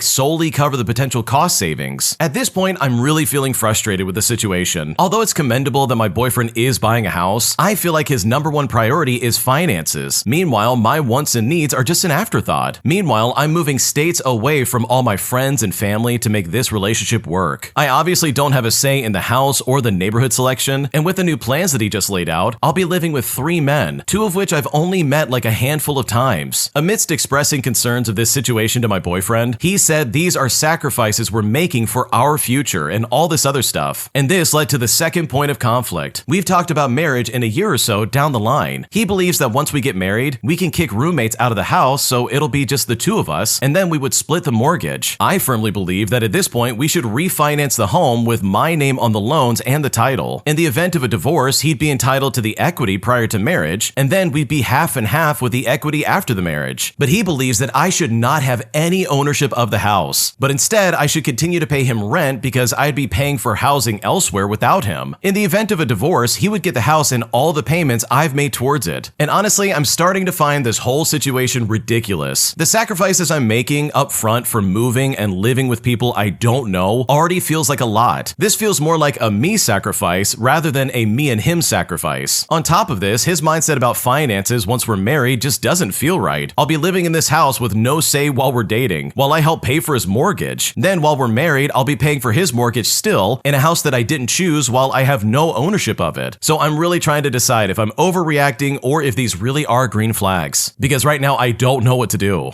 Okay, I think there's red flags all over the place, but mostly due to the fact that this guy is like, oh yeah, you're gonna keep paying my mortgage, and no, you can't have any ownership after we get married. What are you, crazy? I get to keep all of that. That alone would make me be like, dude, I'm not moving in. This is not gonna work. And also, I totally understand where you're coming from. Having a roommate that you don't know and some guy just living in the basement, that is not ideal circumstances. So no, you're not overreacting. This is a weird situation, and I don't blame you for being hesitant. An entitled Karen demands that I allow her to use my gazebo on my property so that she can host a photo shoot. And even though I told her no and demanded that she get off my property, she refused to listen, claiming that I was being unreasonable and that I needed to share my property with her. Here's what happened. Okay, so I rent a place along a river in Canada every year in August for 10 to 14 days. My rental includes exclusive use of a cabin, a private deck with a hot tub, and a furnished gazebo. And mine is the only rental with a gazebo. Just east of my place is another smaller cabin with just a dock and a hot tub. Now, I get back from a quick grocery shopping expedition, and as I'm unpacking my car, a young woman walks over and climbs on my deck. She has obviously either just showered or just gotten out of the hot tub, and she's sitting there in a bathrobe. She then looks at me and says, "Hi, I just wanted to stop by and tell you that me and my partner will be doing a photo shoot in the gazebo tomorrow morning. Just letting you know as a courtesy, since we will be moving your boats out for the photo shoot. Don't worry, we will put them back." Now, for reference, the gazebo is attached to the deck, which surrounds my rental cabin. And my kayaks are in the gazebo when rain is forecast. And I did that for good reason because it's been raining off and on all day. Now, to reiterate, I have exclusive use of the entire area, and no one from the other rentals are supposed to come near my area. And this info is part of the owner's orientation for all new arrivals. I'm standing at my cabin door with grocery bags in my hands, absolutely dumbfounded that she thinks she can take over the gazebo that is part of my rental. She then says to me, "So are you staying here alone, or do you have your husband and kids with you? Do you own the cabin? I mean, how much does it cost? How long have you been here in the first place?" She also says this all very quickly with no pauses for an answer. So I just look at her and I say, "You are in my private space and I need you to leave." This entitled Karen then looks at me and tries to say, "Oh, I was just being friendly." But I stop her right then and there. I say to her, "No, you are intruding on my space and invading my privacy. Your questions are intrusive intrusive and very creepy. You will not be doing a photo shoot tomorrow or anytime in my gazebo. Please leave right now. This entitled Karen then gives me an attitude. She says to me, no need to get so snippy. We are doing the photo shoot tomorrow, so you better not interfere. Given your attitude, I think it's best that you head into town by 8 o'clock and don't come back before 2. But when I heard that, I was not backing down. I looked at her and I said, that is not happening. Get off my deck and get out of my space right now. The entitled Karen then stomps her foot and says, you are being unreasonable. You're the only one with a gazebo. You need to share it. But I refused to listen any further, so I told her, no, I don't, and you need to leave now. I then went into the cabin, locked the door, and I messaged the owner immediately. I've been renting here for years, and the owner and I have become really good friends. Well, to make a long story short, they definitely didn't show up for their photo shoot, and the owner had to actually chase them out of the rental the next morning, as they were still in bed an hour past checkout time. But I'm honestly still blown away by this Karen's entitlement, especially with her trying to bark orders at me over something that she clearly had no right to try and claim. Yeah, people who act like this, who are like, oh my god, you're being unreasonable. We're going to do this and you need to leave. Like, that kind of attitude is so intrusive, it's not even funny. And what was the deal with her being like, ooh, are you alone? Who's with you? How long are you gonna stay here? How much money did it cost to buy this place? Like, either she really thought she was gonna get some kind of like photo shoot on your property that you were renting, or she was casing the joint and thinking about robbing you. Like, who in their right mind would act like that and be so demanding over something they don't own? But I really love how the original poster handled the situation. They didn't take this sitting down, and they definitely told this Karen to get lost, because the way she acted was completely inappropriate, and she had no right to make these kind of demands out of you. If you like Am I the Jerk, you're probably going to love Am I the Genius. Check it out, link down below in the description. Also, go to amithejerk.com/submit if you would like to submit your own stories. An entitled Karen screams at me when I was 12 years old, complaining that I didn't give up my seat so that she could sit down. But despite the fact that I did actually in reality offer my seat to her, this entitled Karen still decided to embarrass me in front of literally everybody. And even to this day, I'm still disturbed by her entitled behavior. Here's what happened. Okay, so for a bit of context, this happened when I was 12 years old, and at that point in my life, I was very shy and I hated confrontation. My family and I had to use the metro in my city during rush hour, and the station and the trains were so full that within seconds, the trains were impossible to fit into. So we had to let a few of them pass before managing to even get on one. I got lucky and I managed to find a seat to sit in. Keep in mind that there were priority seats in the train, which were seats that you had to give up for pregnant women, disabled people, or the elderly, but I was not sitting in one of them. Well, in walks the entitled Karen of this story and her 2 minions, and all of these women are roughly in their 60s. A couple minutes pass and I notice her whispering to her minions while looking disgusted over at me in a horribly exaggerated and obvious way, with her hand shielding her mouth from me and everything. So naturally, I picked up on the fact that she was talking about me, and I also guessed that she wanted to sit in my seat, as I couldn't think of any other reason that she would do that. I then sheepishly offered up my seat, as I didn't want to cause any kind of trouble. Upon hearing my offer, she conspicuously turned her back to me, so I'm pretty sure she just ignored me, so I just kept sitting and minding my own business. She continues whispering about me for a bit, and eventually she turns to me and starts yelling and berating me, claiming that I didn't offer up my seat to her when I literally did not even 3 minutes earlier. She said to me, I'm old, you're young, you can stand, and I need to sit. I tried politely explaining that I had already offered my seat, and perhaps she just didn't hear me, but she cut me off and didn't give me a chance to speak between all of her demonic screeching. Throughout this whole ordeal, minion number 1 was standing behind her with her arms crossed, like the sidekick of a mean popular girl in a Netflix movie. But minion number 2 had more shame and looked a bit embarrassed, but still didn't think to tell the Karen not to yell at a literal child over something so insignificant. I then tried offering my seat to her again, just for her to huff and puff and raise her head and say no, and she said this in such an indignant way. So after all this shrieking, she didn't even take the stupid seat. She then continued on some stupid tangent about how young people don't respect their elders, and I was feeling petrified the whole time because I just didn't know how to deal with the situation, and I was also scared that I was being yelled at by some stranger. A man sitting a few seats down told her to shut up and leave me alone after about 30 seconds of her yapping, to which she reluctantly walked away, and I am still grateful for him to this day. Keep in mind there were plenty of other people sitting down, some in the priority seats, and yet she actively chose to target a 12-year-old who was sitting in a regular seat. If she really needed to sit down, all she had to do was to nicely ask someone in a priority seat to give up their seat for her, and if they needed it, she could have just asked someone else politely. She didn't look look elderly enough for anyone to assume that she would have trouble standing, not to mention that I already offered my seat. But I'm honestly so sick of entitled people like this because the way she treated me was truly awful. Yeah, that Karen was literally trying to make a mountain out of a molehill. She literally was just being performative the entire time. She wasn't actually upset that you took her seat. She just wanted to make some weird point, and you just so happened to be the closest scapegoat to possibly take her wrath. So for what it's worth, I'm really sorry this happened to you when you were 12 years old, because the way she treated you was completely disrespectful. Am I the jerk for calling out my family for keeping the truth from me for years that my mom isn't actually my biological mother? Here's what happened. So I'm a 17-year-old male, and in March, I learned that my mom isn't my biological mom, but she is in fact my stepmom, and that my brother and sister are my step-siblings. I was only 1 year old when my parents got married, so I don't remember a time before, and my biological mom doesn't want to know me, which means I never grew up with two moms or anything like that. I always assumed that I was their biological kid. They basically said I was, and I thought my siblings were blood siblings as well. I knew they didn't call dad their dad, so I figured half siblings, but still siblings. And this is why growing up, I was so confused about why they hated me. They would get so mad at me for talking to them or breathing near them. They used to fight to not sit next to me at dinner and fight over who would sit next to me in the car. They would say I wasn't their brother, but never answered why. And the only answer I would get was that I was pathetic and I was gross. They would also kick me out of the TV and game room because I wasn't allowed in there if they wanted to do something, and I was just so confused all the time. I looked up to them and so badly wanted them to be like older siblings my friends had, or like my friends were with younger siblings. I mean, I really cried about it. I asked my parents why, while also asking my grandparents and extended family why, and nobody ever told me the truth. I also never got why they hated my dad so much, though they never seemed to hate him as much as me. This did a number on the younger version of me. I still have some hang-ups from wanting my siblings to love me, and being rejected every time, and being treated like they would catch something from sitting next to me. I started to question stuff when I needed my birth certificate, and my parents wanted to bring it to school for me. So I searched it out and I found it, and I saw my dad's name, but I didn't see my mom's on there at all. So I asked my parents, and they finally admitted that I was my mom's stepson and my sibling's stepbrother, and that they had not liked that and didn't like my dad. They said they had wanted me to love them so it would soften their hearts and let them accept me as a brother. Well, my family didn't like me saying that my parents had lied, and they didn't like me being mad about it. They think I'm being unfair. They mentioned it a few times, but when they were over at our house a few days ago, I kind of lost it and called them out for lying too, and for keeping the truth from me for so long. I told them everyone left me in the dark and looking like an idiot about what my step-siblings had meant, but they said I expected too much from them. So am I the jerk in this situation? Because right now I really don't know what to do. No, there's no way this is okay. This is a conversation, in my opinion, that should have happened a long time ago. Like, I can't imagine spending my entire childhood wondering why my siblings hate me, and wondering why my family's acting so weird about what's going on, only to then find out that my mom is not actually my mom, and that my siblings who clearly hate me are just step-siblings. Like, that all must be so hard to handle, and I'm so sorry to the original poster. But for your extended family to be like, oh, you expected too much from us, you're overreacting and you're being unfair. Like, that garbage does not stand in my opinion, and the fact that they would try to turn this on you shows exactly the kind of people they really are. So no, you are not the jerk in this situation, because what you're experiencing right now is completely unfair. Am I the jerk for not letting my neighbor back in, who constantly locks herself out of our apartment building, and then bangs on my window and buzzes my apartment, demanding that I let her back in? But despite the fact that I don't know this woman, and that I've told her to stop doing this to me, she still feels entitled to bother me at all hours of the night. And right now, I don't know if I'm in the wrong or not, because this behavior is truly obnoxious. Here's what happened. So I live in an apartment block, and to access the property after 8 o'clock, you must carry your front door key with you, and we were all told this prior to moving in. A tenant has moved in downstairs, and she leaves the back door unlocked to allow herself to come and go without taking her key. She isn't supposed to do this, and she has been told multiple times to take her front door key in case the door locks, which she has just completely ignored. So now she has started treating me like a literal doorman, knocking loudly on my windows and repeatedly buzzing my apartment to try and get me to open the door for her. This is a daily thing, by the way, and it riles up my dog every single time, and it always occurs after 9 o'clock p.m. I have let her in twice in good faith, then told her the third time to take her key and that I will no longer be answering. Well, she decided to go out with her dog this evening, and again, she didn't bother to take her key. When she started buzzing and knocking on my windows loudly, eventually, I shut off my buzzer and I gave my dog a treat and I just closed the doors, deciding to ignore her and continue watching my movie instead. Now, this is where I could be the jerk. It's dark out at the moment and it's very late and she's outside by herself with her dog, and she's been out there for about 45 minutes, and we also live in a shady area. It's not dangerous, but definitely not pleasant at night. She has been sat outside on the doorstep on her phone, angrily ranting about me to her friends, like I'm her dad or something like that. But the thing is, I don't know this woman outside of her treating me like a doorman. So honestly, am I the jerk in this situation? What should I do? No, you're not the jerk for not letting her in, and honestly, I think you're letting her off a little too easy. If I was in your shoes and she started doing that to me, especially after I told her to stop more than one time, then for starters, I would report her to the building management itself, and then I would call the police and be like, yeah, there's a lady banging on my windows to get in the building, because all of this is incredibly inappropriate. You are not responsible for her getting locked out. I would understand if this was like an occasional thing, but the fact that she does this almost on purpose and thinks that she can boss you around just to try and get what she wants, that in my opinion is incredibly entitled and so inappropriate. And the thing is, if she really did want to get back in the building, she could call the building management herself and get this taken care of. She could tell them that she's locked out and then someone would show up even if it took a while to let her back in. So in essence, this is definitely not your problem. And if I was in your shoes, there is no way I would ever let her back in the building, especially because it seems that she does this on purpose. Am I the jerk for refusing to be the designated driver for a new girl in our friend group after she cussed me out and screamed at me the last time I gave her a ride? Because right now, my friend group is split down the middle, and at this point, I seriously don't know what to do. Here's what happened. I'm a 33-year-old male, and I met my friend group when I moved to Paris for my work around 8 years ago. For the sake of the story, we'll call them Laura, Anthony, and Julie. Now, when we go out, here's the deal. I'm the one with the driver's license, so I am the designated driver. I drive and pay for the gas and the parking, and everything related to the car, in exchange for 1 Coke per person. And during the night, if needed, I'll go with you to retrieve something in my car, such as your coat, your makeup, or whatever. When it's time to leave, I'll drive everyone to their place and walk them to their door while the others wait in the car. But the problem started a few weeks ago when we were already at the bar. When Anthony's new girlfriend, who we will call Marie, went to take a second or third round, I asked her to take me a Coke and she asked me for my credit card. But before I could say anything, Anthony just said, "Come on, babe, I explained to you how it works. Don't make a scene." But she just replied by letting out a groan. And then she walked to the bar and came back with just her drink. I then just looked at Anthony, rolled my eyes, and I ordered myself a Coke, and then I moved on. Well, later that night, Laura came to ask for my car keys and not to come, stating that all the girls were going together. Now, reading between the lines, I understood that it was to get a feminine hygiene product or to get the first aid kit that I always have in my car. Well, a few minutes later, Marie came back charging at me and started screaming at me that I'm a weirdo, questioning why I have feminine hygiene products in my car and that she was right to not pay for my Coke since I'm a creep, while also calling me a freeloader and all this other stuff in the same tone. In fact, she created such a scene that we were all kicked out of the bar. While walking back to my car, Marie kept up her act, screaming insults and other names to me, all while fake crying in the process. So I snapped at her, and I told her, okay, listen to me. Enjoy your ride home because it will be your first and last one. I won't leave you here to make sure you go home safe, only out of respect for your boyfriend, but after that, you can find your own way to and from the bar and the club. And after that, we all got into the car, and the ride home was very quiet. Fast forward to this weekend, and in the group chat, we are all planning a night out, and this would be the first one since the incident. Well, Marie had just joined the group chat, and she actually asked me for my address and gave me hers, also that I could drive her home. But I just reminded her of what happened a few weeks ago, that I was serious, and that I wouldn't drive her home, and that I don't want her at my place at the moment. Well, she called me petty and a jerk before leaving the group chat, and now the friend group is divided. Anthony said he's gonna stay out of it, while Julie and Laura don't agree if Marie is right or not. So seriously, am I the jerk in this situation? What should I do? No, you are definitely not the jerk. This lady literally called you a weirdo for having stuff ready for your friends. Like, she has no respect for you or your dedication to take care of your friends, and she heavily tried to imply that you're being a weirdo for having any of this stuff in your car. Because you know what? It sounded like you guys had a really good system set up, and she has completely spoiled it for everybody involved. Not to mention the fact that she behaved horribly and disrespected you as a person. So you're definitely not the jerk, but the fact that Laura, Anthony, and Julie are silent in this scenario is just insane in my opinion. Like, how can Anthony ever be like, oh, I'm just gonna stay out of this? Like, no, dude, you're definitely involved now. Your girlfriend just swore at this guy and made him feel like absolute garbage selfish for being there for his friends. And then we've got Julie and Laura just sitting there like, oh, I don't know what to think. But it's like, are you kidding me right now? This should be easy to take the original poster's side and be like, yeah, we're gonna stand with you. And I totally get that people might be trying to like spare feelings when it comes to Anthony, but Marie was acting completely out of line. And that is not something that you should ever put up with in the slightest. So no, you're definitely not the jerk, because if I was in your shoes, I would never give Marie a ride ever again. Am I the jerk for telling my dad that he's crazy if he thinks that I'm going to his house during the week just to make food for his stepkids? Because right now he is trying to make me feel guilty about my decision. And at this point, I seriously don't know what to do. Here's what happened. Okay, to start things out, my parents are divorced. I'm a 16-year-old male and I now live with my mom, and I visit my dad every weekend. The change happened about a year ago, and the judge won't let me stop going on those weekends, but I wish that I could. I have a younger brother who's 14 and a younger sister who's 11. My dad's married and he has a stepson who's 10 years old and a stepdaughter who's 7. He asked me a couple of weeks ago to come to his house after school and make food for them before going home. He asked this because he found out that I sometimes make food for my siblings when my mom works. He asked me about it the next weekend I was over there, and he wanted to know why I never did that at his house. But I just said that I didn't. He told me that I could have made food for all 4 of the kids, but I told him no, that wasn't happening. He asked me why, and I said because I don't mind making something for me and my siblings, but I'm not making food for just anyone. Well, he told me that his stepkids are my siblings too, just not by blood, and I told him they're not my siblings and I never said they were. Then, 2 weeks ago, he asked to go cook for his stepkids after school, and this is during weeks where my siblings are home with me and mom, and weeks when they're with him. Well, I told him no, and as a result, he made that weekend incredibly annoying. Eventually, my mom told him to leave me alone. I am just a kid, and I already choose not to keep the 50-50 custody, so he should want to cherish the time that he has with me. But he responded by telling my mom to shut up. Well, I didn't do what he asked. He then mentioned it to me on Sunday, and that's when I told him he's crazy if he thinks I'm going to his house for the week just to make food for his stepkids. He then told me if I can do it for my siblings, I can do it for them. But I told him I love my siblings. That's why I do it. Then it was like he focused on me calling him crazy, and he said it's not crazy to expect family to treat each other the same, and how I'm showing blatant favoritism for my blood siblings and not my siblings through marriage. He told me it's cruel to be so blunt about it. So honestly, am I the jerk in this situation? What should I do? No, I do not think you're the jerk at all, because the way your dad is acting is really irrational. It really does seem like he's trying to force all of this on your plate instead of stepping up himself and doing what he needs to do as a dad. Like, the original poster is only 16 years old. Why are they responsible for their step siblings getting any kind of food? Like, is your dad trying to like force you to have some kind of relationship with them? Because it really sounds like you don't want that. And sure, you are related to them by marriage or whatever your dad's trying to spout off, but that doesn't mean that he can force that down your throat, because right now it kind of seems like that's what he's trying to do. And that, in my opinion, is truly unfair for him to do. So no, I don't think you're the jerk for turning him down and saying, no, I'm not gonna do this. Because the way he's trying to spin this on you, in my opinion, is completely inappropriate, and he has no reason to treat you like that in the slightest. An entitled Karen insults the pastor's gay daughter and humiliates her in front of the entire congregation by announcing that she's an abomination and a sinner in the middle of our service. But thankfully, this Karen gets shut down by the pastor himself in a way that honestly blew my mind and made me respect this man even to this day. Here's what happened. So for some background information, this takes place in a small town church in the Midwest, and I know you all already have some red flags raised, but it wasn't all that bad. In fact, it was quite nice. Most of the people who attended there were really nice old people, and there was only a handful of people that were well below their 30s. I was easily the youngest person there, and I think I was maybe 13 or 14 at the time. Anyways, I suppose I should introduce the main character of the story. This was the pastor's daughter, and let's just call her Samantha for the sake of the story. I think this was around the time that she graduated high school, and she was awesome. She actually acted as the church's Sunday school person, even though I was the only one attending. And she always snuck me a second granola bar during snack time. Now, a big thing to know about Samantha is that she is a lesbian. And I'm not kidding, she even had a girlfriend at the time who she did bring to church with her. Now, before anyone gets worried for her, she seemed fine. Nobody was really up in arms about this. Aside from the occasional disapproving look from one of the regulars, nobody really said anything. I do remember one conversation Samantha had with the church bus driver, who said he was disappointed about her choices and partners, and that was honestly it. Nobody really spoke a mean thing about her. Well, that is until this Karen showed up and basically ruined everything. This Karen was new in town. She had come to our church around winter, and you know the stereotype about the super evangelical woman? Well, she was was exactly that. She was super loud, a bit obese, and she was wearing a fancy Sunday dress and a hat. I mean, she was easily the most fanciest dressed person there. She also had 2 kids, a baby boy and a girl in her teens. But I really wasn't paying much attention to her, although I definitely could hear her hemming and hawing about something. Anyways, the story begins during service. Samantha had brought her girlfriend at the time, and Karen and her family was a couple of pews behind them. Just before the incident took place, I was passing around the donation dish, and I distinctly remember that she was glaring daggers at the back of Samantha and her girlfriend's heads as she dropped some cash into the dish. The pastor, we'll call him John for the sake of the story, was giving his sermon when this incident happened. I heard this Karen begin to scream. I think Samantha and her girlfriend might have snuggled a little too close together, I'm not really sure. Anyways, the whole church fell silent in shock as this entitled Karen proceeded to go on the biggest homophobic rant I've ever heard. And I learned 1 or 2 new awful words in the process. She was demanding that Samantha and her girlfriend be thrown out of the church. Well, the whole place was silent for a moment, all before Pastor John cleared his throat and spoke. I can't remember everything he said, but there is one part in his speech I remember so distinctly that it has made me respect him to this day. He said, "My daughter's orientation does not change the love that I have for her, nor does it diminish the worth that God has endowed with her. She is made in the image of God as we all are, and her worth is inherent and unassailable. To suggest otherwise is to misunderstand the very essence of our faith, which is rooted in love, grace, and acceptance, aspects it seems that you just don't hold up yourself." Well, it was like he was handing down the word of God. By the end of it, everybody was giving her a disapproving glare. The entitled Karen's daughter looked like she wanted to sink into the floor. The baby was crying, and Karen's face was legitimately purple in rage. She screamed about this place being a false temple and how we would all burn for defending this sinner, all before she stormed out of the building. And I could legit hear her peel her car out of the parking lot. After that, I think the rest of the churchgoers softened towards her, and I distinctly remember this one old couple asking Samantha and her girlfriend about what their relationship was about a couple of weeks after this incident. And I'm honestly still blown away by this entitled Karen, but more so, I'm still so impressed by Pastor John. Yeah, that pastor's a real one. He not only defended his daughter from some idiot, but he also put this Karen in her place in the most fantastic way possible. He basically said, yeah, you don't actually believe the things that you say you believe, and you're a massive hypocrite for freaking out about someone being a lesbian. So truly, Pastor John is the man, and I honestly wish more people were like him in the world. If you like Am I the Jerk, you're probably going to love Am I the Genius. Check it out, link down below in the description. Also, go to amithejerk.com/submit if you would like to submit your own stories. Am I the jerk for waving my passport in someone else's face after they try to make fun of me for being British? Because right now I'm still fuming over this, and at this point I really don't know what to do. Here's what happened. Okay, I'm a 26-year-old British man, and I'm also a dual citizen in the United Kingdom and Ireland. And trust me, this will be important later on. While traveling, I was staying in a hostel, and a group of us there decided to go out to some bars, and one of the people in the group was an American guy that we will call Jay for the sake of the story. Now, for some reason, Jay immediately went against me, and it started with a few jokes that he made about me being British, which I honestly can't take, with the bland food and the bad weather stereotypes you might hear. As the bar crawl kept going, he was getting drunker and making more and more comments. For instance, he just started referring to me as the limey and was constantly saying things like he celebrated when the Queen died. It was no longer funny, and he was just all the time making jabs about where I am from. Now, I'm hardly patriotic, and I will be the first to complain about my country, but there was a point where I was getting offended, and it was personally directed at me as he started to imitate and mock my accent. Eventually, I got annoyed, and I asked him why he thought he had the right to constantly be dunking on me and what his problem was with Britain. Well, Jay's comment was along the lines of saying, well, I'm Irish, so it's allowed me to constantly hate on Britain, and my family came to America because of the famine, and a bunch of other comments like that. Well, at this point, I was a bit drunk, and I had lost my temper, so I responded by waving my Irish passport right in his face. I asked him questions like if he had ever actually been to Ireland, or if he knew any of his family there, or even knew anything about the Irish culture, which he barely knew anything, and he didn't know any of his family, and the only time he ever spent in Ireland was a week in Dublin. Well, I started lecturing, saying that a lot of Irish people had immigrated to the United Kingdom, and that after his family spent over 100 years in the United States, he barely had any right to consider himself Irish, let alone think it's acceptable to just hate on random people from another country. Well, the other people on this bar crawl had noticed me losing my temper and laying into the guy and called me a jerk, since he was apparently only joking, and also said that it's stupid to play the I'm more Irish than you game, and I should have just asked him to stop earlier. earlier. So am I the jerk in this situation? What should I do? No, you're definitely not the jerk. Jay is the reason that people hate Americans overseas, and he's honestly such an embarrassment. Like really, what is this guy doing? Like I'm right there with the original poster. He's not really Irish, like he's never been to his home country, and the only claim he has over it is by having ancestors who came from there. That literally doesn't make any sense, like he's never been back there and he doesn't even know the culture. It's just some stupid cop-out to make some obnoxious jokes that nobody finds funny. Like why not just enjoy the time out and have a good time? It's honestly insane in my opinion, and there's just no good excuse. So no, you're definitely not the jerk, because this Jay guy absolutely had it coming. Am I the jerk for refusing to wear a skimpy maid outfit for an exclusive party my friend got invited to, simply because I thought it was incredibly embarrassing and I didn't want to do it? Because right now my friend is saying that I'm being prudish and that I am ruining the party by not doing this. And at this point, I seriously don't know what to do. Here's what happened. I'm a 22-year-old female and I live with my 22-year-old female friend, and she recently met a guy at a beach party. She's pretty much obsessed with him because he comes from a well-known, well-off family in the area and has a certain level of status associated with him. She told me that they were sort of dating, and obviously I've been supportive throughout all of it because she is my friend. However, I've met him a few times and I don't exactly hold favorable opinions of him. I didn't tell my friend because I wasn't fully sure of my views yet, and I didn't want to be negative. Anyways, he's throwing a party soon and invited my friend, and he asked her to bring me along too. He said it was a theme party and that everyone should be assigned a character or a style to wear. He then sent my friend a picture of our outfits, and they were two skimpy maid costumes sprawled on a bed. I immediately told her that I would not be wearing that garbage, and especially not at a party with a bunch of strangers. Initially, she thought maybe I was kidding, but then she understood that I'm serious. She said that wearing those outfits isn't a big deal at all, and that I need to stop being so prudish and serious. I told her that it is very humiliating that this guy thinks it's perfectly fine to request two women to wear that to his party. Like you're seriously asking two girls who are clearly not as rich as you to dress up as maids to your party. I then asked her if she seriously sees nothing wrong with it, and she said no. She explained that he just has a weird taste and that it might be a weird rich people thing. I told her again that I will not be wearing some skimpy maid costume. Not only is it embarrassing, it is especially disrespectful to me because I don't have any sort of meaningful relationship with the guy, and yet he thought it was appropriate to include me in this request. So I told her that I won't be wearing the clothing, I won't be going to the party, and I will from now on avoid her new boyfriend altogether. We had a massive argument, and she said that I'm lame, boring, and I'm not a supportive friend. She said that instead of helping her, I'm ruining everything and I'm being a killjoy. When she fed back to the guy that I'm refusing to participate, he even asked her if getting paid for it would change my mind, and that just made it even worse. Apparently, he told her that I have the right attitude, which makes no sense as I've been combative the entire time, and that his friends would love to get to know me. And I'm seriously just getting angry all over again even typing this out. Well, I was pretty upset and I told my dad about the situation. The party is tomorrow, and my friend decided to go alone, and she's not really talking to me right now. So am I the jerk or is she? I feel strangely very guilty even though I'm standing up for my boundaries, but right now I really don't know what to do. No, you're definitely not the jerk. This is a weird request for this guy to make, and you are completely justified to be like, wait, this is kind of creepy. And it's even worse because this guy's like, oh, what if I pay you to wear this outfit? And it's like, really? Are you serious, buddy? You're not gonna hire me to model for some stupid clothing you want me to wear. And it's not gonna be some skimpy maid outfit just because you want it. That's incredibly creepy and that's not okay. So no, you're not the jerk, but instead your friend and her boyfriend are absolutely the jerk, because they are seriously trying to justify this decision and basically flip the script to make you to be the bad guy. And that is entirely unfair. An entitled old Karen and her stupid husband tried to force me to give up my seat on a flight by claiming that I took her seat, and I'm honestly still blown away by their entitlement. Here's what happened. Over the summer, my 12-year-old daughter and I took a trip to Florida. For the flights, I paid extra to select seats so I could sit with my kids. I also paid for extra legroom. On the flight back, an entitled old woman claimed that I was in her seat, which was right next to her husband. Now, I was sitting in the middle, and my daughter was sitting at the window seat, and her husband was at the aisle seat. Anyways, I pulled up my boarding pass, and I showed her that this was my seat. But she said that her boarding pass also showed my seat, but unlike me, she wouldn't pull it out. Now, I assume the airline must have double booked the seat, so I called the flight attendant over. I explained that this woman says I'm in her seat, and that she says her boarding pass says my seat. I showed him my boarding pass, and then he asked to see hers. Well, her husband handed it to her, and it showed a seat in the back of the plane. He said that she's supposed to sit in that seat and not mine, and if she wants my seat, she can ask me, but I say no. She has to take her seat instead. Well, she did just that. She asked me if she can take my seat, and I said no, since I wanted to sit with my child, and I paid extra for this seat. Well, she and her husband started shouting at me. Her husband called me a stupid entitled jerk, although there were definitely swear words in that sentence instead of what I said. She said she would sue me if I didn't give up her seat, and I just laughed and I told her to get out of my face. She then called me an entitled childless cat lady, and for reference, I had my cat with me and a cat backpack under my seat. I said that while I am a cat lady, I have a child, and then I pointed to my daughter. Well, the flight attendant sternly told her to go to her seat or he would have to get security, and eventually she angrily walked back to her seat while flipping me off. Well, fast forward, and during the flight, my daughter had to use the restroom, so she asked me to ask this entitled jerk if he could get up so she could walk through, because honestly, even with the extra legroom, it was still too tight to walk through. Well, he refused, and then he called me some names that I definitely will not be repeating. I eventually had to call over a flight attendant who made him get up so that she could get out of her seat, and I'm honestly so sick of these old entitled jerks because the way they acted was completely inappropriate. Yeah, this story is packed full of moments where these two old people literally had no leg to stand on. They were not only being incredibly condescending and rude, but also vulgar and disgusting. Like seriously, stop trying to be so difficult and sit in your seat. If you wanted to have seats next to each other, then you should have paid the price in order to do that. And I'm sure this is their scheme anytime they take a flight. One of them buys the aisle ticket and the other person sits in the back of the plane simply because it's cheap and it's easier than getting seats right next to each other. And then they try to double team the person in the middle seat and be like, wow, I can't believe you. You're taking my seat. This is awful. And they try to intimidate you in some kind of way and make you feel like garbage. Like, what a bunch of scumbags. So honestly, I'm right there with the original poster because I too cannot stand when people act this way. I caught my wife texting another man from her work, and now I'm worried that I overreacted when I got a hotel to get away from her, because right now I'm very confused and I seriously now don't know what to do. Here's what happened. Okay, to start things out, we met young in college and got married right after grad school. A while ago, my wife was texting a coworker and I honestly thought nothing of it. And a few months ago, while talking, she brought him up during a conversation about her work, and she eventually told me how he was complaining about his wife. And honestly, I didn't think too much of it, because never in a million years would I think that my wife would cheat, but I basically told her it's inappropriate and it could lead to an emotional affair. Well, the conversation seemed to go fine and there was no big deal for either of us. Fast forward, and a few days ago, we got out with friends to a bar. I wasn't really feeling it, and I left at around 10 o'clock, knowing that she was fine with all of her girlfriends and had a ride home. I stayed up until midnight just to make sure that she was okay, and then I headed off to bed. When I wake up in the morning, I see that she's in bed. I was curious that she didn't text telling me that she was coming home and wanted to see how she got home, so I looked at her phone. I can't say that I've ever looked at her text messages, but maybe my subconscious made me do it. Anyways, I look and that's when I see that she was texting her coworker. And this happened right after I left the bar, telling him that she wanted to see him. He responded that people would see them and all this other stuff, and then my wife responded that they could meet up in the bathroom. Then he responded jokingly by saying, oh, it's a good thing you delete your messages. Well, I then scroll up, and yes, she has no older messages from him, even though I'm sure they have texted each other for work. So I wake her up and she is hungover. Now, I'm in shock that she did this, but I show her the text messages, and she looks surprised and so confused. Long story short, she denies ever doing anything physical and says that she loves me and all this other stuff. But despite all this, she won't let me confront him even though she knows that she screwed up. I then got a hotel, and my dad came down to help me get through all of this. So am I overreacting in this situation? What should I do? No, you are not overreacting. You literally confirmed that your wife is cheating on you. She has been going behind your back just to meet this guy in private and has tried everything she can to keep everything a secret. Like seriously, who knows how long this has been going on? This could have been going on for months, if not years. The fact that she deletes her text messages and this is even admitted by this guy is so disgusting it's not even funny. And sure, I'm right there with you. You would never think in a million years that she would cheat on you in this kind of way. But here you are, literally facing that truth head on, and that has got to be so devastating. So I'm honestly so sorry you're going through this. But with that being said, I think getting a hotel and going to your dad or some kind of family truly was the best move in my opinion. Because this is utter betrayal. There is no good excuse for this kind of behavior, and the fact that she would try to hide this from you and then beg you not to confront him, and that she knows that she screwed up and all this other stuff, like that's just all hot air in my opinion, and this could very well just be another lie that you're being faced with. So in my opinion, I think you're doing the right thing by stepping away and saying, okay, I gotta get this figured out, because your wife has been cheating on you in a capacity that I just don't think you're aware of. And hopefully the truth comes out sooner than later, because what she's doing to you, in my opinion, is completely unacceptable. Am I the jerk for not forcing my fiance to wear my father's late wife's wedding dress to our wedding? Here's what happened. So my father lost his first wife more than 30 years ago, and for the sake of the story, we'll call her Mia. It is a very long and complicated situation, but to summarize, my mother is the second on his heart because he always said that the love of his life is Mia, and he always made it very clear. My dad still wears his wedding ring with Mia in one hand, and my mom even bakes a cake for her birthday and leaves my dad alone when it's his anniversary with Mia, and he is feeling down. There are also many photos of Mia in the house, which are also in his room because my father never wanted to change them. Now, as crazy as it may seem, this kind of thing is very normal within couples of this type, and they see that as something normal and sweet, even if it is not. For example, making a cake for Mia on her birthday was the idea of another woman who is also married to a widower and does the same thing in her life. So I've been raised that way, kind of having two moms. Even if it wasn't like that, it was not a healthy childhood, but luckily I've gone to therapy to work on all the issues that this has caused. My mother always says that he gives her the space that she deserves and feels equally loved like he loves his first wife. My siblings and I don't see it that way because our mother deserves better, but if she is happy, then we will not ruin her happiness, so we just never talk about it. Well, this is where the problem comes in. I'm going to marry my fiance, and her mother never had a wedding ceremony, so she doesn't have a wedding dress to inherit. So my girlfriend excitedly told me that she thinks it would be cute to ask my mother if she can use her dress. My mom has mentioned that in the past, and I don't have any sisters, so I thought it was a nice idea. Anyways, I talked to my mom about lending her dress to my fiance, and she got really excited and said yes. My mother had spoken several times about wanting to have a daughter to wear her dress, and she was very excited when my fiance asked her to wear it, and she even tried it on. So basically, that conversation was closed. Now, almost a month after we talked about it, my mom asked my fiance that it would be nice to wear Mia's wedding dress. Now, my fiance told her no, as she feels a connection with my mom and not with Mia. I mean, she doesn't even know Mia. After that, my mother had been asking me to try and convince my fiance to wear Mia's dress, as my father wanted me to put up the typical decoration to commemorate the deceased. But I told him I won't do that. So my mother now wants my fiance to wear Mia's dress just to commemorate her, and for her to be present too, because she was someone really special. And again, I never met her and I don't know who she was. And my fiance even feels that Mia is a total stranger to her. My fiance wants my mother's dress, and she wants to give her a special place at the wedding since my mother sees her as a daughter, and she as a second mother, and wants to have a special moment. I told my mother that I don't intend to do that. It even seems gloomy and weird to me, but I have been raised around Mia's memory that sometimes I just don't even understand if I'm exaggerating or not. So am I the jerk for not wanting this to happen? What should I do? No, you're definitely not the jerk, because seriously, this is overstepping so many boundaries. Like, this is so unbelievably uncomfortable, it's not even funny. So no, you're definitely not the jerk for saying no, because this is incredibly intrusive. An entitled old jerk walks up to my 4-year-old daughter and steals her stuffed animal right out of her hands at a convenience store. And I'm honestly still in shock that this guy actually did that to us. Here's what happened. Okay, so this happened a few days ago, and I can't believe I actually have a story to share. So I was standing in line at our local corner market with my daughter when this entitled jerk in front of us turns around, sees my daughter's favorite stuffed animal, and proceeds to walk right up to her and take it out of her hands and start walking away. This stuffed animal, her monkey from IKEA, goes with us literally everywhere. She's had it since she was a baby, and since she just started school, I've brought it with me to pick her up. She just finished her first week, so I let her pick out a piece of candy from the store to celebrate. Anyways, this jerk was walking away with her monkey, I guess trying to make some kind of joke, and she looks at me with the biggest tears welling up in her eyes. I want to yell at this guy, but instead, I smiled at my daughter, and I said, tell him that's not his and to give it back. It's not nice to take stuff that doesn't belong to us. Well, she instantly lights up and turns to him and says just as loudly, that is mine, give it back. He then turns around and is like, oh, I thought you found him for me, can I have him? So I then give my girl a nod, and she says again very loudly, that is not yours, give him back to me right now. Well, after that show, he does exactly that and resumes his lurking. Now, I was really pissed off. First off, I was alone with my 4-year-old daughter, and this guy, although he was older, was like 6'3", and I'm literally 5'1". He literally did not say a word word to us. He just turned around and walked up to us and took the monkey out of her hands. The clerk behind the counter was a young guy too, and he was just laughing, which made me even more angry. I know it's not his responsibility or anything like that, but we were the only other customers, and it just seemed like making us uncomfortable wasn't an issue. I'm still very pissed off, and I've told some of my mom friends who said that they would be pissed as well. This little market is right around the corner from my house, and one of my friends said that she would have taken a picture of him and posted the story to Nextdoor or something like that, and I wish I would have, but it happened so fast. The crazy mom in me wants to go back and hopefully bump into him, just so I can tell him how disrespectful and really uncomfortable the whole thing was. But I also don't want to put myself in a position of conflict with some other random man. I mean, what is wrong with these people? What kind of idiot thinks it's okay to approach a young child and just take their stuff as a joke? We do not know you, and you have no idea what we're going through. It's honestly just all so baffling to me, and I really hope I never deal with this guy ever again. Let me tell you something right now, that is some creepy behavior. That guy had some nefarious intentions in my opinion, and he did not go up to that kid for random reasons just to try and like make a joke with them. Which also, by the way, is really freaking weird. You don't know that kid, and you definitely have no reason to go up to a child and steal their stuffed monkey and then run off. Like, what is that about? That is seriously so weird. And it's especially awful because this happened to your 4-year-old daughter. Like, why would someone do something like that? That is like some straight up bully behavior. And what about the cashier? Like, seriously, how useless were you? You sat there laughing the entire time, and sure, I can get that side of it, where you're thinking to yourself, okay, I don't get paid nearly enough to deal with this garbage. But if I saw something like that, especially geared towards a child, I would be like, buddy, you've got to go. Get out of my store. Like, that's weird behavior. No one should have to put up with that. But I also think the way you handled this with your daughter was perfectly done. You showed her that not only can she stand up for herself, but she can also speak up if something bad happens to her when you're not around. That is so valuable for a kid to know, especially if you get like separated for some reason. She now knows that she can speak up and make a scene, especially if some stupid old jerk is being creepy towards her. So truly, I hope you never deal with this guy ever again. But you know what? If you do see him again, be sure to have that phone ready and take a picture of this guy, because weirdos like that absolutely deserve to be embarrassed. If you like Am I the Jerk, you're probably going to love Am I the Genius. Check it out, link down below in the description. Also, go to AmITheJerk.com/submit if you would like to submit your own stories. Am I the jerk for having a breakdown after a friend of my boyfriend left me out of one of their game nights and refused to allow me to even show up and watch? Because right now I am seriously hurting, and at this point I really don't know what to do. Here's what happened. So my boyfriend and I have been dating for about a year now. Now my boyfriend, who we will call Steven, is 31 years old, and I'm a 29-year-old female. Steven and his sister, who we will call Rowan, are friends with a couple who they play D&D and board games with. Since dating Steven, I've met them a few times and joined them in dinners. Now I was aware that the wife, who we will call Lily, and Steven had slept together casually in the past, but I honestly wasn't bothered by it. Recently, they hosted a game night and only invited Steven and Rowan. I work irregular hours and only have one day off a week, which is typically when Steven and I get to spend any time together. I felt hurt and confused about not being invited because in my experience, partners are usually included in social events, and I've always done the same for others. I told Steven how I felt, explaining that I was stressed out from work, and for reference, I have an emergency response type role, and it was a rough week, and because of that, I did not want to spend the night alone. Well, he spoke with Lily, who then said that they only wanted the two siblings because it was a 4-person game. Steven then put me on the phone with Lily and pushed me to tell her about my mental health struggle and why I wanted to come, even if just to watch. And so I did just that, even though I'm an extremely private person and never allow vulnerability outside of close relationships. She said that she sympathized but still refused, and suggested that I find other coping mechanisms, like using a weighted blanket instead of relying on Steven for support. Well, I ended the call feeling upset, and I had a meltdown afterwards. I told Steven that I did not want to visit Lily and her husband again, but encouraged him to go and enjoy himself. I did not want to appear clingy and keep him from his friends, even though I was really struggling emotionally. With their explanations that exclusivity at such events is normal, I'm questioning whether I overreacted. I'm worried that their reason might be personal or discriminatory, and for reference, I'm of a different race and culture than all three of them. Or maybe it's just the fact that they don't accept me as his girlfriend. I also wonder if my stress and ADHD rejection sensitivity influence my reaction. So am I the jerk for asking to come even though I wasn't invited, and then reacting so strongly to the refusal? What should I do? No, you're definitely not the jerk, but Lily is literally the scum of the earth. Here you are just wanting to spend time with your boyfriend, and Lily says, no, you're not invited. Go get a weighted blanket if you need coping mechanisms. this? Like, that is such a trashy thing to say to somebody, and in my opinion, it was completely over the line. Also, what is Steven's problem? Like, seriously, your girlfriend is having a rough time. She just had one of the worst weeks she's ever had, and she is just wanting to spend time with you for like a little bit. Like, if he really cared about the original poster, he would step up and be like, wait a second, no, I want my girlfriend here. She can watch and just sit in the corner. Or even being like, hey, I'm gonna sit out this game night and come another night. Or something like that. Like, literally, he just rolled over and played dead the second Lily was like, wait a second, she can't come along. Who cares if it's a 4-person game? A 5th person can happily watch from the sidelines and enjoy themselves just as much as anyone else. Like, I've been a part of game nights before where people bring extra people for like a game that can't accommodate everybody, and no one's ever had a problem with it. Everyone has still had a good time and it all works out. So it really just baffles me that your boyfriend as well as Lily are like, no, you can't come along, sorry. Like, clearly they only cared about you not being there instead of being like, yeah, come along, this will be fun. And it doesn't seem like you've done anything to like disrupt their game nights or any of the dinners or activities that they do together as a group. So I think you might be onto something. This behavior really does seem targeted in some kind of way. So truly, based on what you described, I don't think you're the jerk at all. I think Steven is absolutely at fault for not defending you or at least staying home that night. And I also think that Lily is the scum of the earth. Because the way all of this went down, in my opinion, is completely unfair. Am I the jerk for asking my wife to pitch in and help pay for a house that we're trying to buy? Because right now she's saying that I should pay for it simply because I make more money. And at this point, I really don't know what to do. Here's what happened. I'm a 34-year-old male, and I'm married to the love of my life, a 33-year-old female. My wife is kind, nurturing, and motivated in her career. She does a lot for me at home since I work long hours, and we got married about 4 months ago and dated for 8 years in total. We're both easygoing and have the same sense of humor, and we rarely argue. I work in healthcare, and I make about 4 times as much money as she does, but she makes a good salary as well. Since I make that much money, I tend to pay for most things. Stuff like dinners or weekend trips or mall shopping, which I absolutely do not mind doing. With bigger purchases, we pay for things together in proportion to what we make. She is usually okay with paying her share of things, like 1/4 of the rent and the groceries, and will sometimes offer to pay for dinners and dates. Now, she is very close with her 4 best friends. Now, they are great people, but they're basically attached at the hip, and they talk daily in a group chat, which is fine. Everyone needs a support system. I mean, I myself have similar friends. Well, she and her 4 friends have a combined savings account together that they're going to use for investing in something together. They've each been putting in a few $100s per month each. I've known about this for years, and I didn't love the idea initially, which I definitely expressed, but she was adamant that she wanted this, and at the time, we weren't hurting for the money, and it was ultimately her money and her decision. We are now looking to buy a home in one of the most expensive real estate markets in the United States, and she expresses that she doesn't have that much in terms of her own savings, but has $20,000 of her own money tied in with her friends' combined savings. Over the last year, they've been told by 2 financial advisors that 5 people attempting to invest together in real estate or stocks, or even in a business, wasn't a great idea, and they also recommended to split the funds into 5 separate accounts since the account is under one of the friends' names, and there are tax implications for having that amount of money to her name. Now, the homes that we're looking at need around a $70,000 down payment, and I stated I was willing to spend nearly all of my savings for the down payment for the home, and that would equal to about $50,000. So I told her that she should pull that money from her joint friends account so that she can help with a down payment. It is a huge purchase, and I don't think it should be my burden alone. Well, when I said that, she got really upset. She then told me, I don't want to touch that money. I promised my friends it would be for investing together. We should look for a less expensive home then, maybe a fixer-upper. She then said to me, it would be easier for you to accrue the money back since you make so much more. And this was really frustrating to hear. I said to her, it's unfair that I have to spend nearly all of my savings and you don't. Your friend fund is stupid, and it's stupid not to use that money for our future home. So am I the jerk for asking her to use her own cash from her friend's account and break that promise to her friend so that we can actually buy a nice home together? What should I do? No, you are definitely not the jerk, because she's not only delusional if she thinks that money's going to be invested in anything with her friends, but also incredibly selfish to be like, you make more money than me. You can pay for it and get all that money back no problem. Like, what is going on right now? That doesn't sound smart at all. It is incredibly selfish of her to act like this is somehow your problem alone, while she herself is not taking any accountability. And also, the fact that she has a group account under someone else's name for investing in whatever, in my opinion, is a dumb idea, and that is only going to get everybody else burned. Like, there's no way I would ever agree to do that, because that is seriously so stupid. She literally has $20,000 sitting living in another person's bank account, and if she really thinks she has any ownership over that money, she is literally insane. The second she would deposit her money in that account, she basically lit that money on fire and said, okay, that's no longer mine. Like, that is insanely stupid, and she threw away $20,000. So I don't think you're the jerk at all for trying to speak reason to her and saying, look, this investment thing is not going to happen, but we can definitely invest in our home and in our future. Because right now, as it stands, your wife basically doesn't have any money saved up, and that is not fair for you and your marriage in the slightest. An entitled Karen at the pool simply didn't want to wait her turn, and as a result, she literally ruins everybody's day. Here's what happened. Okay, so I witnessed this at the pool the other day. I was sitting on a bench waiting for family, and I saw this all go down. Our community pool has several lanes roped off away from the general swimming area where people can do laps if they want to. If you're waiting for a lane to open up, you wait by that side, and when someone has finished, whoever was waiting first takes the open spot. People are usually civil about it, and it's never an issue. Well, all the swimming lanes are being used, and this lady decides that she doesn't feel like waiting for a lane and just goes down the stairs into one of the lanes. She then waves her hands under the water so that the swimmer can see her. Now, this guy, to his credit, was way too nice. He comes up and she starts whining about how all the lanes are full, while also asking when he's done and how the other swimmers are taking forever. The guy then explains that he just started and the other swimmers might be done pretty soon. But no, this lady absolutely cannot wait. She complains some more, and then she says something like, oh, your lane is wider, can't you just share it? And believe it or not, the guy actually let her share it. So then they're both crammed into this lane, and she's like flailing around and splashing water everywhere. It seemed like she was trying to bother the guy just to get him out. My family came over at this point, and we went to the other side of the pool, but I did see the guy get out not long afterwards. And I hope he got another swimming lane again, because honestly, that behavior was super obnoxious. And by the way, the lanes are narrow, so only one swimmer goes at a time. I've been coming here for years, and that's how it's always been. If the lanes are full, sometimes people will swim next to them in the general swimming side of the pool. And you know what? This lady absolutely had that option. But instead, she chose to bother someone who already had a lane. Yeah, that's really obnoxious, and I've seen that myself when I've gone to like the gym or somewhere like that. You always have that one person who like cannot wait their turn at all, and they feel their schedule is way more important than literally everybody else around them. And that's not fair at all. If you're gonna go to a community pool or community anything, then maybe, just maybe, you should act like a community and not be so selfish, because it really wouldn't have taken that much for her to wait her turn. She clearly has the time set aside to be swimming at a community pool, so for her to be like, oh my god, I can't wait, get out of the pool, I'm gonna share the lane with you. Like, that's super entitled, and it honestly is so uncalled for. And I'm right there with the original poster. That guy in the lane was way too nice. He should have told her to get lost and find another lane, because this was her plan the entire time. She would try to share the lane, but then eventually make it impossible for him to swim around. So yeah, that was some really entitled behavior, and I honestly cannot stand when people act this way. Am I the jerk for leaving a surprise party that was meant to celebrate me beating a cancer that I didn't want anybody to know about? Because right now, I am very upset with my wife for telling everyone what was going on, and at this point, I seriously don't know what to do. Here's what happened. I'm a 35-year-old male, and I am a very private person. I have no social media, and I don't even want my wife posting photos of me. Although I don't tell her not to, I just don't ask her to post me. When it comes to celebrating Father's Day or my birthday, I don't like attention on me, and I prefer to keep things low-key whenever I can. So keeping that in mind, I was diagnosed with an extremely curable type of skin cancer. It was caught very early on, and I never felt scared for my life in any way, shape, or form. I'm an engineer, and I think analytically, and I wasn't scared with a diagnosis with literally a 3% fatality rate. Even still, I told my wife, and of course, she was terrified. We talked through it, and I told her my doctor was very optimistic and said we've caught it early on, but none of it seemed to help out, but at least I tried. After a while, I told her that we shouldn't tell our kids who were 5 and 7 years old, and my wife still wanted to tell them, but I was adamant about that because I'm not even sure they would understand what we were talking about. So reluctantly, she agreed not to. About a week later, I get a call from my dad asking about my cancer. It turns out my wife posted on Facebook about my cancer that morning, so I called her, and I wasn't happy that she posted my business, and her excuse was to say, well, you didn't say I couldn't post it, just not tell the kids. There is no way she would think I wanted that posted online, no matter what I said. So she took it down, and time went by. Very quickly, I was in remission with my skin cancer, and my doctor told me word for word, we don't like to say you're cured, but you're cured. And I told my wife, and she was ecstatic. She told me she was worried all this time, and I definitely could tell, and was glad that we could put this all behind us. And honestly, I thought we could put all this behind us too. That is until this weekend when I'm coming home on Friday. I see a lot of cars parked on the street and some in my driveway. I couldn't think of any birthdays or anniversaries that I might have missed, but I went in anyways, and that's when I find out it was a party for my remission diagnosis. I was mortified at this. She's never done anything like this, and we've talked about how I would hate a surprise party multiple times. I asked what this was for. I said to her, "I'm sorry, but I didn't know you planned this. I'm just coming home for some files and heading back to work." But you know what? It was a lie. I gathered up some meaningless files in my office, and I said thanks to everyone for coming, and I left to go back to my office, messing around on my phone until everybody left. My wife knew that I was lying, and we fought that night, and I told her I don't know what's gotten into her, but she knows I would never want this, and she doesn't get to make a big deal out of something personal I never wanted to be public in the first place. We've now been cold this entire week, and my brother said that I'm the jerk, since I told him I just pretended to go to work. So am I the jerk in this situation? What should I do? Okay, this is unbelievably intrusive, and I would be very pissed off as well. This wasn't even like a cancer worth celebrating. Like, this is literally a curable cancer that they probably fix right away. So the fact that your wife posted this on Facebook, but also throw a party that you definitely did not want her to throw, in my opinion, is super toxic and very intrusive. So no, you're definitely not the jerk, because if I was in your shoes, I would feel the exact same way. My entitled coworker demands that I seat customers while I'm off the clock. And despite the fact that I tried to explain this to her, she simply didn't care about what I had to say and still demanded that I do my job basically for free. Here's what happened. So I came in early to work, like almost an hour early, so I could order food and eat before my shift. While I'm waiting, I'm sat at the table that shares one side of a half wall with the host stand on the other side of the wall. That means when you're sat in the booth that's against the wall, people can see you when they walk in. We have a new hire that's been doing very well, and he was hosting alone until the next host came in soon, since we'll have 2 hosts in the evening and 1 in the afternoon. As I wait, it's now 30 minutes before my shift, and I'm about to get up to check on my food when these regulars come in. A very nice but sometimes demanding couple. They saw me and just said hi, and I let them know the host will help them soon, since I don't want to sit someone off the clock and mess with the rotation. And I did this because I also host, but I was on Expo that night, and I hated anyone who wasn't hosting that shift that would mess with the rotation and just start sitting people, because it can very quickly become a disaster. The new hire is just finishing up checking out a to-go order, and he says he'll seat them in just a minute. So I got up and I went to check on my food. As I almost get to the kitchen, a server stopped me, who, by the way, very much hates me, all because I follow the rules and guidelines for doing things, and she likes to lie and manipulate so she can get more tables, as well as the best tipping tables at that. She's even done it to her friends that work here too. The server looked at me and said, "Aren't you going to sit them?" And I said to them, "No, the host is up there, and he said he's going to take care of them in just a minute." The server then looks over and says, "Oh, is he taking a phone order?" But I respond by saying, "No, he's just checking someone out. He was just finishing up when they came in." This server then catches an attitude with me. She says to me, "So, you could sit them. They are regulars. They can't just be made to wait." I responded by saying, well, they didn't have an issue with it, and they were just fine with waiting. And you know what? He's right there. My shift has not started yet. The server then looked at me and said, "Doesn't matter, you should have sat them." And I just walked away after that, and she was angry with me the rest of the shift. Is it so wrong that I don't want to work yet before my shift? I even told a coworker who also thought that I should have just done it. So I'm honestly done with this weird attitude, and I hope I don't deal with that ever again. Yeah, there's no way I'm ever gonna work for free. The original poster has it right. Like, if I'm off the clock and I'm in there eating food, guess what? Right now I'm a customer. I'm not gonna be someone that's gonna jump up and do extra work for nothing. I don't get paid nearly enough to do that, and there's no way anybody's gonna force me to do that. And you know what? If that server really was so concerned about these regulars, and they really wanted to get them a table and get them settled in, then they could have walked up and done it themselves. The second they realized that you were not clocked in should have been the first instinct for them to be like, "Oh wait, I shouldn't be bothering you. Sorry about that, my bad." So her selfish attitude, in my opinion, is completely inappropriate, because in my opinion, under no circumstances should anybody be working while off the clock. An entitled creepy jerk demands that I take off my mask at work, demanding and begging that he be able to look at my face as I'm checking him out. But after I tell this weirdo no several times, he then freaks out and starts to swear at me, claiming that he's gonna try and get me fired with my manager, all because he couldn't look at my pretty face. And I'm honestly still blown away by this interaction, and I really hope I never have to deal with him ever again. Here's what happened. So this happened just a little over an hour ago. I'm a cashier overnight and I wear a mask, and honestly, I wear it because I want to. I joke and say stuff like, "Oh, people stink," or "I just don't feel like wearing makeup," or even that I'm tired of hearing that I should just smile more, which honestly is all technically true. I had a male customer come in, and my father was also stopping by to drop off some food, with a third third guy coming in as well. All three of them were fine. I chatted with my father while the other two shopped, and once they were ready, my father wandered off and let me do my job. The first guy comes up and has a couple of items, and then he asks for a pack of cigarettes behind me. I get his ID and I grab the pack, and then he asks me, well, why are you wearing a mask? And I am used to this question, so I quickly reply by saying, well, I like to wear it. He then looks confused and asks me the same question again, and I repeat my answer a bit slower, thinking that maybe he just didn't hear me, as I do tend to talk fast. I have been compared to a TV auctioneer before, especially when it's something that I've said many dozens of times. But now this man looks angry. He says to me, well, why can't I see your face? I responded by saying, you do not need to see my face. Will that be all, sir? He then gets really indignant. He says, oh, come on, I just want to see your face. But I say it again, you do not need to see it, sir. You are not entitled to my face. It was then that he said something that honestly blew my mind. He said to me, you're a rude jerk. But instead of jerk, he swore at me. I said to him, okay, sir, have a nice day. And I motioned to the door, trying to get him to leave, since he managed to pay while all this was going on. He then says to me, oh, just show me your face. I mean, come on, are you diseased or something? But I respond back by saying, you do not need to see my face. Have the day that you deserve, sir. At this point, the man was flipping out on me. He says to me, you're such an ugly jerk, you rude idiot. I was trying to be nice. But I just fired back at him and I said, well, you failed in that regard, sir. Have the day that you deserve. The man then said, I'm going to complain they have an absolute jerk working here. And I just responded back by saying, well, my manager arrives at 6 o'clock in the morning. Again, motioning to the door. The man eventually leaves, still flipping me off in the process. And I noticed during the entire interaction, both the second guy and my father were staring daggers into the angry man. Now, I know my father. He carries and has a license to, if you know what I mean. And if the man had gotten physical across the counter, it would have not ended well. My father has a bad temper, and I still walk on eggshells around him. The second man I'm also sure is retired and likely also carries. He's a regular who has always been very polite to me. He asked me if I was okay and said that he would stay in the parking lot for an extra 10 to 15 minutes just to make sure the angry man wouldn't come back inside, and I really thanked him for that. Well, that's when my father, the delightful man that he is, decided to chime in on this situation. Once both customers had left, he said to me, you know, you could have been nicer, and then proceeded to explain how bad that would have gone and his train of thought for if the man had gotten violent with me. He is a narcissist and one that I've learned to handle. So I went on about how being nice to men like that means becoming the doormat they expect. That if I had been a man with a mask and I'd given him the exact same first response, he would not have taken any issue with it. My dad then says, well, no one wants to see a dude's face, and I should not have to be considered a less than human who has to answer to his demands because I'm a pretty female. But because I'm a woman who wears a mask and I stand behind a counter, I'm just not a human being to that man. If I was a man behind this counter, he would not have even asked a question like that. I do not take pride in this, not even being one of the worst reactions to me wearing a mask, but it was the first time I've had to witness such an interaction, and I honestly just wanted to vent about it, because for most of these, I don't really think about it because I block out most of the interaction, because I've really gotten all too used to people getting mad, all because I like my pretty designed mask. I also did text the incident to my manager, so she does know of the situation, in case he does come back or try to call and complain, because people like that truly are the worst, and I really hope I never have to deal with him ever again. Wow, that is such an awful situation for so many reasons. For starters, that guy was super entitled in like one of the worst ways possible. He somehow felt he was entitled to seeing your face all because you were wearing a mask. Like, dude, what are you doing? You can't just demand somebody take off a mask so you can look at their face. You're not entitled to it. That is really creepy. Because I'm sure some people would be like, can you please put on a mask? You're really ugly. Especially with the way this guy was acting. Like, seriously, it's insane to treat someone like that. But on that note, I love the way you defended yourself. You told this guy, absolutely not, I'm not giving in to your weird demands. Because why should you? Like, that was not going to benefit you in the slightest, and it would only serve this guy's weird purpose of seeing your face. Like, I think there really was a creepy intention behind that, if you know what I mean. And that is not even something I ever want to think about. Like, seriously, what a weirdo. Now, when it comes to the way your dad acted, that is so unbelievably awful. Like, talk about disappointing. Here he is watching this guy scream and cuss at you for not taking off your mask, and then after like what, maybe 2 seconds of this guy leaving, he stands there and says, wow, you made that a lot worse. You could have at least been nicer. And it's like, what are you talking about? This guy literally just cussed out your daughter and you're sitting there blaming her for that? Nothing she did in that interaction deserved this kind of treatment, like at all. So that's honestly really disappointing, but I think you also handled yourself really well in that scenario too, because you hit the nail on the head. If you were a guy, none of this would have happened in the first place. He would have never asked you to take off your mask, and he wouldn't have been so obsessive about you turning him down down and saying no. So truly, good for you for standing up for yourself, because you had no right to be treated like that in the slightest. If you like Am I the Jerk, you're probably going to love Am I the Genius. Check it out, link down below in the description. Also, go to AmITheJerk.com/submit if you would like to submit your own stories. Am I the jerk for telling my husband that he can't go climbing with his friends, but instead he has to do home renovations like he said he would in the first place? Because right now he says I'm being unreasonable, and at this point I really don't know what to do. Here's what happened. My husband and I decided to renovate the bathroom because there was water damage from a toilet that had been leaking. It was mostly my idea to renovate, but not just for aesthetics, as mold was growing at the bottom of the vanity and the sheetrock. He agreed to renovate, but really had very little interest in the process. He has untreated ADHD and really does not enjoy home maintenance. With that being said, it became my job to apply for loans, search for contractors, schedule the contractors to come out, etc. It was a lot of mental work and I did it alone. He did agree to save the money and offer to demo the bathroom himself, and I was hesitant at first because he is not usually motivated to do things in the house, and also due to the ADHD, his timeline and processing speed is very slow, and oftentimes things just don't get done. He promised me many times that he wanted to do it. I sent him screenshots of the calendar and I told him the days that he would start. The whole week leading up to the demo day, I mentally prepared him. I mean, we've been together for 21 years, so I know how he is. He will say that he forgot, or it will seem like brand new information to him, so every day he gets a reminder. Fast forward to last night, and the night before the demo is to start, he sends me a message asking if he can go climbing with his friends. But I said I would prefer if he just did the demolition like we agreed. He only has 2 days off, so I said no, I'm sorry, you cannot go. Well, this turned into an almost hour argument back and forth about how the weather won't be good for the rest of the days, and that he can just do it then. But again, I know him. He waits until the last minute and something may go wrong. We may need to call for extra help or something like that, and I always have a sense of urgency, and he has none, and it makes my life very difficult. To add to that, he also has a job where he can often do his hobbies. He climbs with his work friends, he goes hiking, he goes skiing, and all this other stuff. When he has days off, he goes for bike rides for hours, meaning that he is absolutely not deprived of leisure time, but I am. I'm a teacher, so I've been home all summer being responsible for my kids 90% of the time, and I'm up with them in the morning, taking them out for activities all day, and I'm putting them to sleep. On top of that, I've cleaned up after the kids and his messes every single day. I haven't had a day of fun the entire summer, so I feel anger and resentment constantly. Our fight ended with him telling me that it makes no sense to tell him that he has to start on this day, and that he'll just do it the next day. He says that I'm the one being unreasonable, and everyone else will agree with him and not me. Also, to add, today is Thursday, and our tile guy comes in on Monday, and the entire bathroom needs to be completely gutted by the morning. So am I the jerk in this situation? What should I do? No, you're definitely not the jerk. If you guys scheduled this together, then he needs to do his part and get to work. He can't just put this off because it's more convenient to go rock climbing. Like, of course that's more convenient. Anything would be more convenient than having to work on the bathroom. Like, the excuse could be anything, but I think the original poster's rationale is still right. You said you were going to do it today, so you have to do it. And who knows if this is going to be ready by Monday if you don't do it now. This might be a multi-day job, like you just don't know. Something could go wrong. So yes, I think the original poster is absolutely in the right, and I think the husband in this story is not thinking straight. Because if he was, he would be way more ambitious about getting the work done. An entitled customer decides to make a joke at my expense after I literally had just dropped a plate at our restaurant and burned myself in the process. Here's what happened. So this happened last night and I'm still trying to get over it. So on the rare occasion, I tend to break an empty glass at my restaurant, and it's honestly no big deal. We all do it. It happens maybe once every few months. However, in the almost 3 years that I've worked at this place, I haven't dropped any plates in nearly 2 years. I took a lot of pride in that since I was a bit of a klutz when I first started, and this is my first and only experience in a restaurant. Last night, I was working expo and carrying out these 2 large plates of ribs. Our kitchen space is a bit tight. It's a small business, so the exit and entrance into the kitchen is this archway that's mostly taken up by a fridge just inside. Our ribs come with this homemade barbecue sauce that's taken straight from a pot in the serving section of the expo window. So as you can probably gather, it is very hot, since it's constantly kept in boiling water and under a lamp so hot that I've watched one of the cooks light a birthday candle with it. As I was carrying the plates, I moved just a bit too fast and slammed one right into the wall as I was trying to move the plates in a way that I could go through the archway. Startled, I stumbled back a bit, but that caused the sides and the ribs to slide forward. I'm usually amazing at regaining balance and stopping huge accidents, and I've even prevented some sauce from spilling feeling when being body slammed on accident by a fast-moving server. But this time, I was just too surprised and I fumbled it. Both plates launched forward, not helped by me trying to lean and maneuver fast enough forward to try and physics them back into place. Well, they crashed to the ground, breaking all over the place. Not to mention that my hands were coated in that barbecue sauce, and it really hurt. Like, I've accidentally spilled some on my hands before, and that stuff actually can cause some bad burns. I was too shocked and I just screamed loudly in pain, and my hands were trembling from how hot it was. A server rushed over and he quickly took care of my hand, telling me that it was okay and that it happens to the best of us. But my biggest concern was that I dropped a plate, a customer's food, and I felt so terrible and ashamed about it. He usually likes to tease me a lot when I mess up. It's just kind of a friendly dynamic that we have, so I appreciated that he waited until hours later when I was feeling better to tease me about it. A couple of kitchen staff cleaned it up and told me to go get my hand under some water, and a regular customer that we have who is a fireman offered to look at it too, including another regular who's also a nurse. After all was said and done, I was mostly good, but my hand was still shaking and sore from being burned, so it was pretty red and swollen, stinging sometimes, and I was just upset about what happened. A couple minutes afterwards, I ran plates to a table and I was setting them down. This was an older couple, and the husband looked at me and said, "Oh good, so it wasn't our food that got dropped. It's at least nice to know that you at least didn't manage to drop these too, huh?" Now when he said that, I didn't say anything. I didn't laugh whatsoever, and I didn't even smile. I just stayed silent, and I walked away fast after setting their food down, which made him look at me weird. And honestly, I was so upset. Like, it's one thing if it's someone I work with that I have a friendly banter with, who waits until I'm feeling better hours later and fine with it. But it's another if you're a customer and it's just making fun of the person who just got visibly hurt and everybody could see it. Maybe I'm sensitive, but that was just not the time to be saying something like that or making fun of a complete stranger for dropping things and then getting hurt. Like, everyone heard me scream and saw what happened. So the fact that he would say that was so uncalled for. Wow, that guy's a massive jerk. He seriously decided to try and crack a joke with you as if you guys were friends in some kind of way. You literally just burned your hands on hot food and this guy's like, "Oh, well at least he didn't drop our food." It's like, dude, I don't know you. Why are you talking to me like that? And the original poster is right. Like, if you knew this person and there was some kind of like rapport between the two of you, then sure, let's joke around and have a good time. But this is not that situation. You don't know him from anywhere, and here he is chiming in and being like, "Oh wow, you dropped the food. Glad it wasn't ours." So no, I don't think you're being sensitive by being offended by that, because if I had just got burned on hot food, I would be feeling the exact same way. My entitled father unleashes his rage on me after I call him out for being a narcissist, forcing me to defend myself in a way that I honestly never expected. Here's what happened. Okay, so my father and I have always had a strained relationship. I'm a 37-year-old male and my dad is 64 years old. He never prioritized fatherhood or his family, and he is the fifth of 6 children and the only male from my grandparents. And this will be important for context to his personality. He has adult spoiled baby syndrome, and this led to him throwing a temper tantrum anytime he does not get his way. And I use the term temper tantrum now because that's what I see when he is raging and angry. Growing up, my father was awful. He was bad to my mother, my stepmother, to me, and least of all to my younger sister. The best way to describe him is as a bully. He's a big guy. He's 6'2" and he's 250 pounds, but he likes to use his size and anger as intimidation tactics. He does that by biting his lip, hunching his shoulders forward, clenching his fists, and talking through a closed jaw, which really gives off the vibe that he's gonna be violent. I had my absolute fill of this in my youth and left for the military as soon as I could. Fast forward 15 years later, and my dad keeps his tired ways of anger and intimidation. An event took place a couple of weeks ago where my father was dog sitting at my house while I was at school on Saturday. For context, I don't drink, but my dad does daily. For the 10-year anniversary of losing 6 friends in Afghanistan in May of 2013, I purchased myself a very good bottle of bourbon. The bottle sat unopened in my office for over a year, and this past May, I finally cracked open the bottle and I poured myself one small shot. I sat with my dog and I sipped my drink and celebrated the men that I feel so honored to have known. I left school a little early that day to drive back to my house, hoping I could meet my dad and we could go out for dinner or something like that. Well, when I get home, he's not there. And then I walk in to see my kitchen completely out of order and that the bottle of bourbon is half gone. Now, I realize it is just alcohol. There is nothing significant about this particular brown liquid. However, it was still important to me. The bourbon was well hidden and placed in a high and discreet place, but there were several bottles of wine on the counter that were all housewarming gifts. When I call my father about it, he belittles his actions. He blames me, deflects, and then he insults me. When I hold his feet to the fire and call him out for his narcissistic tactics, he flips that old angry switch right back gone. He then showed up to my house screaming at me, charging at me in my backyard. He was about 6 inches from my face yelling at me, and I backed away from him about 3 times. On the 4th time, he took a step towards me, and that was it. So I launched at him. I went at him offensive lineman style with both hands to the chest, with every single ounce of strength that I could find. He fell back about 15 feet and landed on his back. Then I jumped on top of him and completely immobilized him. I didn't hit him or take any more advantage of his compromised position. I then yelled into his face and I said, "Do you see the power dynamic now?" I then got off of him, expecting him to get up and be in a full-fledged fight physically with my father. Well, he got up and screamed at me, called me by my mother's maiden name, to which I replied, basically implying that he hits women. And every single vulgar or nasty thing he said to me, I just kept repeating my insult. Well, my sister called me a few days later, telling me that my father had broken 2 ribs, to which I responded, "Good, hopefully he learns his lesson." Now, I'm not proud of my actions, but I never wanted to be physical or violent at all. I never wanted this kind of relationship, but honestly, everybody has their breaking point. Good for the original poster for defending themselves. And yes, in my opinion, this absolutely is a self-defense situation. This guy was up in your face, screaming at you, charging you in your backyard. You tried to de-escalate and get away from him,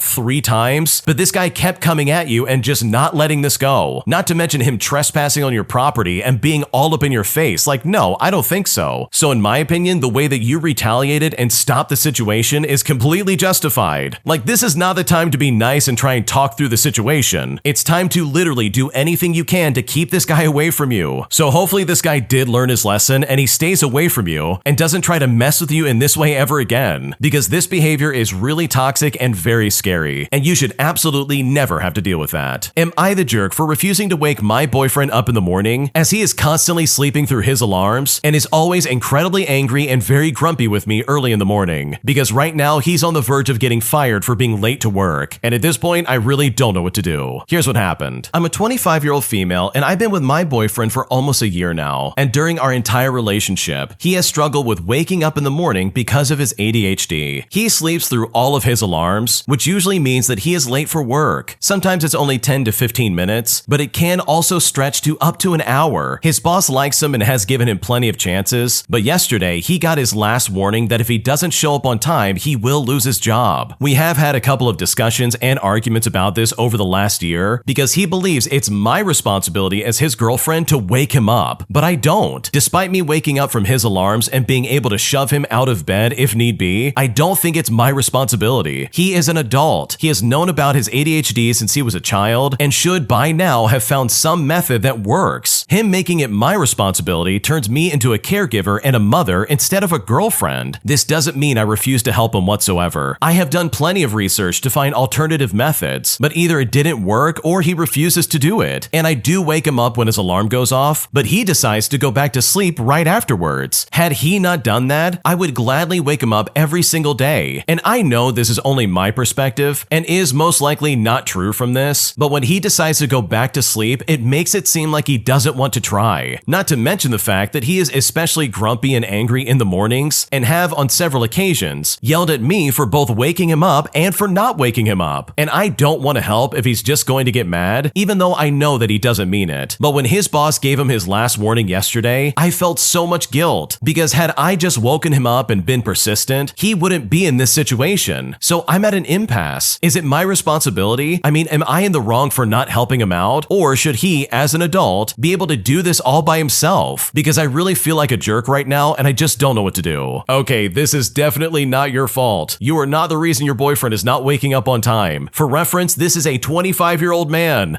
At this point, there is literally no excuse for not waking up on time. He is absolutely responsible for his job and his actions, meaning that he has sole responsibility if he does get fired. Because you said it yourself, this guy is grumpy in the morning, and he is either going to yell at you in the morning for not waking him up, or he's going to yell for you waking him up in some kind of way. Seriously, buddy, which one is it? Do you want to wake up on time and make a living, or just stay in bed and get fired? Because right now, he is on his last warning. This guy is on the verge of getting fired, and that is literally his own fault. So no, you are not the jerk. You haven't done anything wrong. And honestly, if your boyfriend does end up getting fired, that is 100% on him and nobody else. My entitled aunt has been fat shaming me my entire life and decided that she was going to give me money for my 18th birthday so that I could get on Weight Watchers and finally get in good health. But after denying her gift as well as dealing with her awful behavior behavior my entire life, I finally put my foot down and decided that enough was enough. But now, as a result, my aunt is offended and my parents think that I overreacted. And at this point, I seriously don't know what to do. Here's what happened. Okay, to start things out, I'm a female and I just turned 18 yesterday, but it seemed to have caused a bit of drama in my family, so I'm asking for honest, objective opinions on whether I'm wrong. I'm using a throwaway account because this situation is obviously very humiliating for me. For reference, my weight has always been made fun of in my family. My aunt specifically has always been very unkind and fat-shamed me, even when I was younger and struggling with my body image. She used to tell me that my clothes look so small on me, and that even her clothes are probably small for me. She used to remind me to go on diets constantly, and I'm currently 320 pounds if that adds any context to it. Now, I had not seen my aunt in a while, and for the most part, I was really glad to see her for my birthday. I was slightly dreading if she would say anything to me, because I'm aware I have gained a lot of weight since I saw her last, but she made just a few comments, so I thought that was the end of it. I was opening a birthday card that she gave me a few hours later, and it had money in it, but it also had a note that said that this money was for Weight Watchers, and that for once I can finally make some real change. Now, this was humiliating, and I asked her about it, and she said that she could tell that I was miserable, and that I probably look really good underneath all that fat. And she even said this in front of my parents, and it was very embarrassing. Well, I told her I'm not accepting the gift, and that she's making me feel stupid, but she said that she was just worried for me and my health, but I just don't believe this. She has made fun of my weight for years, even before I was a teenager, but my parents think I was overreacting, and I should have just accepted it right then and there. My aunt has a notoriously big mouth, and my parents think that she's going to tell our whole family, so they're getting kind of worried about what I've done. So am I the jerk for refusing this birthday gift? What should I do? No, of course you're not the jerk. This is insane. First of all, I want to say your parents suck, and they have allowed this to happen for way too long. Like seriously, they are literally just a bunch of spineless doormats. They've allowed their daughter to be harassed by their aunt for what, 18 years? Like that is insane, and there is no good excuse for that. Like your parents are 100% horrible people for allowing this to happen. And based off the way they're reacting, I bet they were one of the people that was like making fun of you when you were a kid. Like sure, it was your aunt, but you know what? Your parents probably found it funny, and that's why they never said anything. And by the way, they literally allowed this to happen more times than you can count. Because I can guarantee you this is not the only conversation they've had about this, because if they're saying this in front of you in public, then you better believe they're saying this in private behind your back. But more to the point about your aunt, this is literally not a gift. This is not something you give to someone and be like, well, I'm just really worried about your health. It's like, no, you're not. That's not what's going on at all. In reality, this is literally the curtain call for your aunt basically treating you like garbage throughout your entire childhood. Because guess what? Now that you're 18 years old, you can literally tell her to get lost and there's nothing anybody can do about it. Like she now knows that she can't get away with this because you're now an adult and you can absolutely tell her off if you want to. So this is like the last little feather in her cap of treating you like garbage for years. And that is absolutely not fair for you in the slightest. So no, you are completely in the right to be like, I'm not accepting this. This is humiliating. Because that's exactly what it is. And you know what? I hope your aunt goes around saying something to the rest of the family. Because seriously, this is a great opportunity to expose your aunt for the horrible person that she is. And even your parents for letting this happen for what, 18 years? Like, come on. No one in their right mind should be on your aunt's side. And if they are, then guess what? You now know what they actually are like, and you know you don't want anything to do with them. At least that's how I feel. Like if I found out my family members were like, wait a second, why are you being so rude? You are fat. You need this, Weight Watchers. Like I would lose my mind and be like, okay, all of you are gone. I'm not dealing with any of you. Because your weight and your health and all that stuff, that is your business. And you don't need anybody trying to like look out for you or fat shaming you, especially from a scumbag bully like your aunt. Because that's all this is. Like she is literally a grade A bully. You've been an easy target with your parents' permission, and now that you're 18, this is like the last little dig she can make at you before you move on with your life. So no, you're definitely not the jerk, because if I was in your shoes, I would have done the exact same thing. If you like Am I the Jerk, you're probably going to love Am I the Genius. Check it out, link down below in the description. Also, go to AmITheJerk.com/submit if you would like to submit your own stories. Am I the jerk for refusing to allow my brother to drive with us to the family vacation, as he is known for being very obnoxious and very hard to deal with? Because right now, my mom is very upset, and at this point, I seriously don't know what to do. Here's what happened. So for a bit of context, my partner and I have autism, and my 15-year-old brother has severe ADHD. My brother is immature, careless, and deep in puberty. He's known for being a handful, he's constantly late, and destructive with his belongings and others. For instance, he's broken multiple phones and and laptops that my mom has bought him. This Friday, we're planning a family trip across the country, and my partner and I were looking forward to a peaceful road trip alone, having planned our drive and stops in advance. However, today my mom found out that my partner would be driving and decided to have my brother ride with us, saying, "Well, since you're driving anyways, he can come with you." She and her boyfriend are driving separately in a two-seater van due to the amount of stuff they need to bring. Now, we really don't want to babysit an unruly 15-year-old for 4 hours, especially since we weren't asked nicely and just told that he would be with us. Normally, my mom and her boyfriend drive in 2 separate cars, so we assumed that would happen again. But this year though, with my partner joining us, they saw an opportunity to shift responsibility. While we understand their reasoning and offered to take him if absolutely necessary, we were not happy about the situation. And when I talked to my mom, she didn't have convincing arguments. For starters, she tried to say that driving separately is expensive, but we offered to cover the extra gas since we were causing the inconvenience in her eyes, but she declined. Also, he can't drive with our sister because they'll arrive later. However, we're not planning to arrive on time either, as we're taking a more relaxed trip. My partner, who is an anxious driver, prefers not to drive in a convoy and likes to rely on her sat-nav, especially due to her autism. But in the end, our conclusion is that we could take him if necessary, but we will be doing it reluctantly. We have a lot to bring and we aren't sure everything will fit. Plus, if he's coming with us, he will need to follow our schedule, meaning that we likely won't arrive on time. But now, my mom is upset and said that she'll ask my sister after all, despite never asking us first. We feel we offered a reasonable compromise, but she's implying that everyone has to make sacrifices, while essentially making my brother our responsibility. So are we the jerks in this situation? What should we do? No, you're not the jerks. Your mom literally went to you and tried to muscle your brother into your car, all because she doesn't want to deal with him. Like, this really is reading as if she's trying to kick the can down the road, and that's not fair for you in the slightest. And the fact that she tried to force you to take your brother with you, in my opinion, is just further evidence that she was trying to make this happen no matter what. Even going as far as trying to guilt trip you by being like, "Oh, I guess we'll ask your sister anyways." And honestly, with what you described, I don't think you should compromise with these people at all. Like, they literally tried to force this brother into your car, who, by the way, is very careless and very immature. Like, who knows how obnoxious he's gonna be during this entire trip, and that's gonna be your problem the entire time. So no, you're not the jerk for refusing to take your brother, because he really does sound like an absolute handful. Am I the jerk for telling my coworker that she still has to pay me for the unused tickets that she never used that I gave to her? Because right now she's angry with me for even requesting it in the first place. And at this point, I seriously don't know what to do. Here's what happened. So I've worked with my coworker for about a year now. She is nice and I enjoy working with her, and we've talked about hanging out outside of work a few times, but our schedules never match since I have kids and she has a boyfriend out of town that she visits frequently. A few months ago, she forgot her lunch, so I shared mine with her. Since then, she's been slowly starting to ask for more things and taking more liberties with my stuff. For example, I usually have crackers or granola bars in my bag in case I forget my lunch, and I also have hard candies since we can't chew gum at work. At first, she would ask for the candies, then she just started going straight in the bag to get them, and that was the same with the crackers and the bars. If I have something that she doesn't like, she'll go in there, say something like, "Ew, never mind," all before closing my bag back up. Now, I did address this behavior with her because one day I actually did forget my lunch. When I got to the break room, I saw her eating the crackers that I had in my bag, and I was a little annoyed that she went in my bag when I wasn't there, but I just assumed that she didn't have lunch until I saw her take her food out of the fridge and put it in the microwave. I then reminded her why I keep the snacks in my bag and said that I didn't have anything to eat now that she's eaten this and her food. She eventually apologized but did not share her food with me since it was made special by her boyfriend. Now, more to the issue, I bought tickets to the circus for my kids and siblings, and some of my siblings couldn't make it, so I had extra tickets. So I told her about them, that it was happening that night, and I told her the price, and I asked if she wanted to buy them. Well, she agreed, and I texted them to her. When she got them, she said, "Oh, is it okay if I pay you Saturday?" And I just said sure because I had no reason not to. Saturday comes along, and she's not at work, and no money came through on Cash App. On Tuesday, when I saw her, I asked for the money, and she said to me, "Oh, I never ended up going. My friend didn't want to go in the end." I said to her, "Okay," but she replied by saying, "Well, I never used them. We didn't go because you never told me it was that night. I thought we had 2 weeks to use them." But I said to her, "I told you before I sent them to you that it was that night, and to make sure you can go before I send them." She said, "Well, I don't know what you want since I didn't use them." I said to her, "Well, I want money for the tickets. When you knew you weren't going to use them, you should have texted me back because I could have given them to somebody else. Well, in response, all she said was, my bad, and then she walked away. Later that week, she asked if she could take me to a baseball game to make up for the tickets that she didn't pay for, and she said that she'll pay for the tickets so that she won't owe me anymore. Well, the baseball tickets are less expensive than the ones I got, and I don't want to go to a baseball game anyways. So I just told her that I need the money, and now she's mad at me. So am I the jerk for asking for my money? What should I do? No, you are definitely not the jerk, because she basically took those tickets and did nothing with it. When she said, okay, I'm gonna go to this thing tonight, but then she tried to backtrack and be like, well, we didn't use it and you didn't tell me what day it was, even though that's completely false and she absolutely knew what was going on. Like, this is definitely one of those people who just uses everybody in their friend group and they never reciprocate in the slightest. Like, all she has to do is pay for the tickets and all of this is done. But instead, she's giving you the runaround for literally no reason. And in my opinion, yes, she's absolutely on the hook for those tickets. So no, you are definitely not the jerk, because if I was in your shoes, I would do the exact same thing. A very distant relative walked into our house without us knowing about it and acted as if he was inspecting our house. And honestly, after it all went down, I'm still amazed by this guy's audacity, and I really hope he never comes back ever again. Here's what happened. Okay, so I live in a house with my boyfriend and my dad, and yesterday my boyfriend's niece wanted to hang out with me after school, so he dropped her off to hang out with me and told me either him or his mom will pick her up. Now, I had to leave work at about 6 o'clock p.m., and my boyfriend didn't get off work until about 8 o'clock p.m. My dad got home at around 7 o'clock p.m. and was having dinner when my boyfriend's sister came to pick the girl up with her husband. Well, without any kind of notice, an uncle was there with them as well. The sister and her husband were both standing in the living room calling for their daughter. However, the uncle, without asking for consent, walked right through our house. Now, it wouldn't be a problem if he stopped at the living room or even like the kitchen or the backyard. However, the uncle legitimately just went through the house like he was doing a house inspection and even went straight to my dad's bedroom, my bedroom, and my personal bathroom and closet, opening all the room doors and walked through our house inside and out and made comments about the house. Now, my dad didn't stop him because he heard it was my boyfriend's uncle and just didn't want to be rude. But the next day, my dad told me and my boyfriend about it, and my boyfriend was like, what? I'm not even close to that uncle. He's a far relative. As for me, he is literally just a stranger because I've never met him and I just don't know him. I just felt annoyed and uncomfortable knowing a random old man went through my room and looked through my stuff without asking me or even knowing about it. I'm just so mad that I swear if I ever meet that old man again in the future, I don't know if I could be respectful to him like I usually do with older people. I mean, how on earth can someone be this rude and obnoxious? I'm honestly still mad thinking about it. Now, fast forward, and my boyfriend actually texted his sister to confront the uncle about it, and he said he was just looking for a restroom and was just checking out the house because he heard we bought it for a cheap price. But again, he could have just asked for a restroom instead of walking around and opening doors like that. And we, as the homeowners, were not home to let him have the permission to walk around checking it like that. Furthermore, he lives out of state and only visited for a couple of days. We do not know him like that, and he said he just wanted to see his nephew's new house. I'm honestly speechless because we can't really do anything else since it's already done, and all I can do is just get a camera and a smart door lock because what this guy did is absolutely insane. Yeah, I think I would lose my mind if someone walked into my house and just started looking through all of my rooms. Seriously, your dad should have stopped him and been like, wait a second, why are you going through the house? Or at least asked him like, hey, what are you doing? This is weird. Because under no circumstance should somebody that you've never met before be doing that, especially if it's not your home. Like, that is really weird. So I think the only silver lining here is that your boyfriend was like, hey, what is your problem? Why did you do that? Because this behavior is like super creepy. Who knows if he put a camera in your house or something like that, or like stole something that you don't know about. And the fact that the other people there were just kind of like letting this happen is also really weird. Why would you not say something to the uncle and be like, hey, what are you doing? Come back. You can't go through their house. So yeah, I think getting a camera of some kind or some kind of like smart lock really would be a good idea, because what this guy did, in my opinion, is super creepy. An entitled Karen tries to cut in line at the emergency room and pretends that she's partially blind just to try and get what she wants. But despite her stupid antics that she's displaying, the receptionist at this front desk doesn't take any of her garbage and ends up putting this Karen in her place in a way that I honestly will never forget. Here's what happened. So a couple of weeks ago, I was at the emergency room waiting to be seen when an old entitled Karen walks in, goes to the counter, and says that she needs to be seen immediately. The receptionist, who maintained her calm the entire time, said this Karen would have to fill out the intake forms and wait in the lobby until it's her turn. And there were about 4 or 5 of us already there ahead of her. But she insisted that she needs to be seen right away because it's an emergency. She would not elaborate on the issue, but she looked perfectly fine, or at least well enough that she could wait and argue with the staff. The receptionist does the usual "I understand, ma'am, but other people were here first" routine and tells her again that she needs to fill out the forms. Now, at this point, this Karen says that she can't see, that her vision is too blurry, so the receptionist will have to fill out the forms for her like she's some kind of secretary for this Karen. Well, she's told this isn't allowed and that she will need to sit down and fill them out herself. Now, at this point, this Karen does the usual thing and starts raising her voice so that everyone can hear how she's being disrespected and how the service here is terrible and all the other usual lines you would expect. She refuses to leave the counter as she fills out the forms and begins to cry the fakest of fake cries I've ever heard in my life. And she was doing this all while whimpering, "Nobody wants to help me." And she was saying this on repeat over and over again. She proceeds to drop all her cards and items from her purse on the ground on purpose and then takes her time to pick them up just to hold everybody up around her. Now, just as a reminder, this is the emergency room. But eventually, she takes her sweet time to fill out the form and hands it in with absolute disgust, saying again how no one wants to help out an old lady these days. She then proceeds to sit right next to me, pull out her phone, and read off of it while she waits. So clearly, this Karen was absolutely lying about being blind. I will never understand why people act like this. Like, quite legitimately, it is so weird to me. Like, I can understand if you're having an actual emergency where, like, you're bleeding or you have a very obvious broken bone or, like, somebody is actually passing away right then and there. But seriously, this is not one of those cases. This Karen wanted to get ahead of everybody else and didn't care about anyone else in line. And I mean, come on, you have to know that you're gonna be waiting in line if you go to the emergency room. Like, that's pretty common knowledge, right? At least in America where I'm from, like, when you go to the emergency room, you're gonna be there for a while. Like, you are dedicating at least 8 hours in that hospital pretty much no matter what. So for this Karen to be so indignant and then be like, "Oh, well, I can't see, you're gonna have to fill it out for me." It's just so unbelievably entitled, and it's like, no, you can read, you absolutely can. You probably drove over here, you're just lying and you want to be entitled. So good for the receptionist for having just ice in her veins and being like, "No, you're gonna have to fill it out yourself." Because if that were me, that Karen literally would have driven me up a wall, because that is not something that I personally handle very well in the slightest. My adult sister refuses to do any chores in the house, leaving me and my mom to clean up after her constantly. But now that I've decided to take a stand and refuse to do anything for her, I'm now receiving so much backlash that I'm honestly not sure what to do. Here's what happened. I'm 25 years old and I have a sister that's the same age who stubbornly refuses to do any real chores around the house. It's not just that she doesn't help, but she also makes significant messes and then casually expects someone else to clean up after her. Or somehow she finds someone else to blame. I thought that was nuts, so I never cleaned up for her, but my mom started getting mad at me for not doing so. And my dad also says I should just do it and I'm the one causing the problem. My mom has been very controlling to the point that I think she appointed herself in charge of chores around the house because she thinks we can't do it to her standards. But because of this, neither me or my sister learned to clean very well. But the difference is that I'm an adult and I felt guilty, and she eventually let me clean some things. The difference is that my sister comfortably expects my mom to clean up after her, and my mom started getting mad that I don't do what she does when it comes to cleaning up for my sister. I refuse to cave and do it for her until my dad gets on my case. My sister is very entitled and is constantly forgetting and being late and not doing chores all the way, and other issues with basic housework. She also has broken things around the house, left messes on the counter for others to clean up, and she acts baffled when someone tries to tell her to clean up after herself. My mom sometimes gets to telling her that she should clean, but eventually she caves and gives up, and the chores fall down to me. And I think that this is a problem because I shouldn't have to clean up after her. But also, when she doesn't do something correctly or leaves a mess, when it's my turn, it's time to clean twice as hard because she messed everything up. I genuinely don't know why she does this. Maybe she doesn't feel guilty about not helping like I do, and I remember my mom making empty threats when we were kids, so I can imagine her becoming bold because there were no consequences. And I don't think we were disciplined, but I feel like as adults we should understand that we should help out. She recently got a job but doesn't even contribute to rent, and she uses that as an excuse for why she can't help. My dad wants no part in the discussion, despite him being the only one that I think can authoritatively tell her what to do, since she doesn't respect any of us. Obviously, I'd like to eventually move out, but right now I just can't do it. I feel like it's unfair that I get saddled with my sister's messes, and I'm just further disrespected by everyone involved. I tried Googling things about discipline, but the links were just all about children, and mostly by boomers upset that they can't hit their kids or whatever nowadays. I'm just tired of feeling like a maid to my own family members. It's making me dislike her more and more, and I've minimalized Eli speaking to her because of this, but I don't even think that she cares about that. I feel like I'm Cinderella to a biological sister. What should I do? Okay, for starters, this situation sucks and I really feel for you. Like seriously, you're just trying to get by and your sister is making your life a living nightmare. The parents don't discipline her and they're like, oh my god, just do the chores for her. You're making things a problem by doing nothing. And they're shifting the blame to you for not cleaning up after your sister, when in reality, the problem is with your sister and not you. It seems like they're only going to you because you're like the easy way out, because you're at least agreeable to some extent and you're acting like an adult. But your sister, on the other hand, is acting like a teenager and this is not fair for you in the slightest. So if I was in your shoes, I would start doubling my work hours just to try and find a new place to live. I would do everything possible to make sure I make enough money so that I can get out of that house and never look back, because what you're describing sounds like a nightmare, and I would not want to deal with that in the slightest. My entitled parents demand that I give up my baby to my twin sister, as they claim that she would be a better parent than I ever would as a single mom. Things have gotten so bad that they said they would cut me out of the family if I don't sign away my rights to my child over to my sister. Here's what happened. So I'm in a really tough spot and I could use some outside perspective. I'm a 28-year-old single woman, currently 7 months pregnant and living on my own. My sister and I are twins and she's the golden child of our family, always getting special treatment, praise, and the best of everything. Growing up, she was the perfect daughter in my parents' eyes, while I often felt like the overshadowed one. It was like our entire childhood revolved around her being showered with gifts and accolades, while my achievements were downplayed or ignored. Well, she's now married and I've heard her husband is great, but they've been struggling with infertility, and the situation has now taken an insane turn. Recently, our parents approached me with a shocking proposal. They want me to give my baby to my sister and her husband once it's born because they believe that she deserves it more. My heart sank when they expressed this. They argue that since she has a stable home and a family, she is better suited to raise a child than I am, given that I'm just a single mother. This left me feeling heartbroken and furious. I get that they are excited about being grandparents, but I've worked hard to prepare for this baby, and I firmly believe that my child deserves to be raised by me. Sure, I might not be a picture-perfect family in their eyes, but I have love to give and I can provide for my baby. I thought my refusal would put an end to their unreasonable expectations, but instead they escalated things. They staged a family meeting where they tried to pressure me further. My mom even went as far as to give me the ultimatum, saying to me, if you don't do this for your sister, we will withdraw all support for you and will stop considering you a part of this family. And this completely blindsided me, and I was left feeling more isolated than ever. I've since expressed my clear stance. My child is not a pawn in this ridiculous game. I've told my parents I'm not giving up my baby, and frankly, I was surprised they would ever even ask, but I'm worried that my refusal might permanently fracture our already strained family ties. So am I the jerk for saying no to my parents and refusing to give my baby to my sister? What should I do? Before we go any further, the original poster has a lot of updates they want to share. Here's what they had to say. Okay, I want to say thanks for the comments, as I didn't expect this to blow up so much. A common theme is people suggesting me to either move or get cameras, which I currently can't do either. I can't get cameras because during the fight that caused me to move out of my parents' home, they broke my laptop and I can't afford a new one yet. I also can't move because I can't afford a new house. I'm still recovering from buying my current one because that was only 5 months ago. Thankfully though, they don't know where I live, and I also forgot to include this, but my sister and her husband also live with my parents. I also see that people keep asking me why I need to be told if I'm the jerk or not, and if I need to cut them off. It's because part of me just can't help but feel insane guilt for cutting them off, or even denying my child grandparents and an aunt and uncle. But all of this is so frustrating, and I seriously don't know what to do. Wow, this is legitimately a crazy situation, but I think it's one that the original poster slowly began to figure out. In some further updates, they said that they finally did decide to cut them off, and they've pretty much blocked them everywhere. This even gets crazier because apparently the family is making up this story that the original poster agreed to carry the baby for her sister and husband. And I seriously find this absolutely crazy. Like, that is just insane in my opinion. Like, they're literally trying to take this baby from you. Like, that is all that's happening right now. And that is extremely concerning. Like, why are they so obsessed with this other sister getting this child instead of allowing the original poster to raise the child herself? Like, this is nuts. The original poster also said that they did find some really cheap cameras they can put up that basically connect to their phone. And that's a massive relief because these people clearly are like trying to work against you in this regard. So no, obviously you are definitely not the jerk. This situation is beyond irrational, and hopefully you can get away from these people and never deal with this garbage ever again. If you like Am I the Jerk, you're probably going to love Am I the Genius. Check it out, link down below in the description. Also, go to AmITheJerk IDOWork.com/submit if you would like to submit your own stories. An entitled Karen treats me like garbage and is blatantly rude to me after she doesn't have her stuff together for an art gallery she was trying to get into. And I'm honestly so done being treated like this, and I really hope I never deal with her ever again. Here's what happened. So I work in an art gallery that hosts exhibitions for the Biennale of Venice. A lady comes in and shows me an online ticket, telling me that later on a friend of hers will be coming in. So I scan her ticket and it's all good. Well, fast forward, and in comes Karen, loudly and rudely complaining of how hard it is to find the palace, while also making sure that she shows off plenty of swear words in these sentences. She then shows me an online ticket. Now, I tried to scan it, but it didn't go through. I realized that she must have been friends with the aforementioned lady, so I tell her, oh, this must have been your friend's ticket. Can you scroll down to the next ticket on the PDF, please? Well, she did, but then she proceeded to keep her phone too far away from my scanning device. So I extended my hand, signaling for her to give it to me since she was busy talking with her friend who had come back up to the entrance. When she handed the phone, I mistakenly touched the screen, moving the PDF around. I fumbled for a moment trying to find the barcode, and she said in this nasty tone, oh, just keep it, I don't have all day. So I moved a couple of steps away, but I was done by then. So I gave her the phone back. This whole interaction lasted maybe a couple of minutes. When Karen and her friend came back down, I caught the following conversation. The friend said that someone else couldn't come with them because they had phlebitis, and this Karen actually had the audacity to chime in and be like, oh, he's a jerk. Now, maybe she didn't mean to say that he's a jerk for having phlebitis, but it most definitely sounded like it. And I'm honestly just so done with Karens like this because they make my job a living nightmare. Yeah, this is really some unacceptable behavior because seriously, all she had to do was show the ticket and then move on. But instead, she literally took the rude route and was just obnoxious the entire time. Like seriously, it doesn't take that much to be a decent human being and be like, oh, I'm sorry, here's my ticket. And as someone who's done their time in customer service, I've kind of learned that some people literally are just miserable people. Like literally, there is nothing that you can do to try and make them happy. You could be handing them gold bars and they would complain about the wait. And this entitled Karen absolutely fits the bill. A group of entitled Karens ruin a wedding by getting completely wasted and getting up in the face of the workers at the venue. Things got so bad that not only were the cops nearly called, but the bride and groom themselves had to tell these people that they needed to leave. Here's what happened. So to start things out, this happened about 3 months ago. I work in catering, and at an event back around Father's Day weekend, there was a wedding that was possibly the group's worst encounter with a guest. The evening started off rough with a wedding coordinator rearranging the tables, so all the tables, numbers, and guests were off sync with the paperwork that we had. When it came time to serve dinner, we were all confused on where to go and who to serve. Tables were getting half served and they were getting mixed meals. And sure, this wasn't a huge problem and it was fixable, but that was just a precursor for what's to come. During dinner, there was this one guest who stopped one of my coworkers and wanted to exchange their meal, even though they started eating a filet that had already been cooked at medium. Now that's not a problem, and we change meals whenever we need to. They start eating the second meal and they wanted the same thing, so they stopped the same coworker and asked to take it away as they then started eating off of their husband's plate instead. After dinner and some cleanup, that guest, who we found out was the bride's aunt, decided to eat off the maid of honor's dinner plate while she was off dancing. One coworker, the same one that she stopped before, told her not to eat that food, especially because she was not given permission to eat it. Now everything was quiet until we put out a late night station with soft pretzels and some dipping sauces. As we were waiting for the pretzels to heat up, we put the dipping sauces out on the table so everyone knew more food was coming, and then the aunt comes up to the station with her daughter and starts to put the dipping sauces straight onto plates. But the problem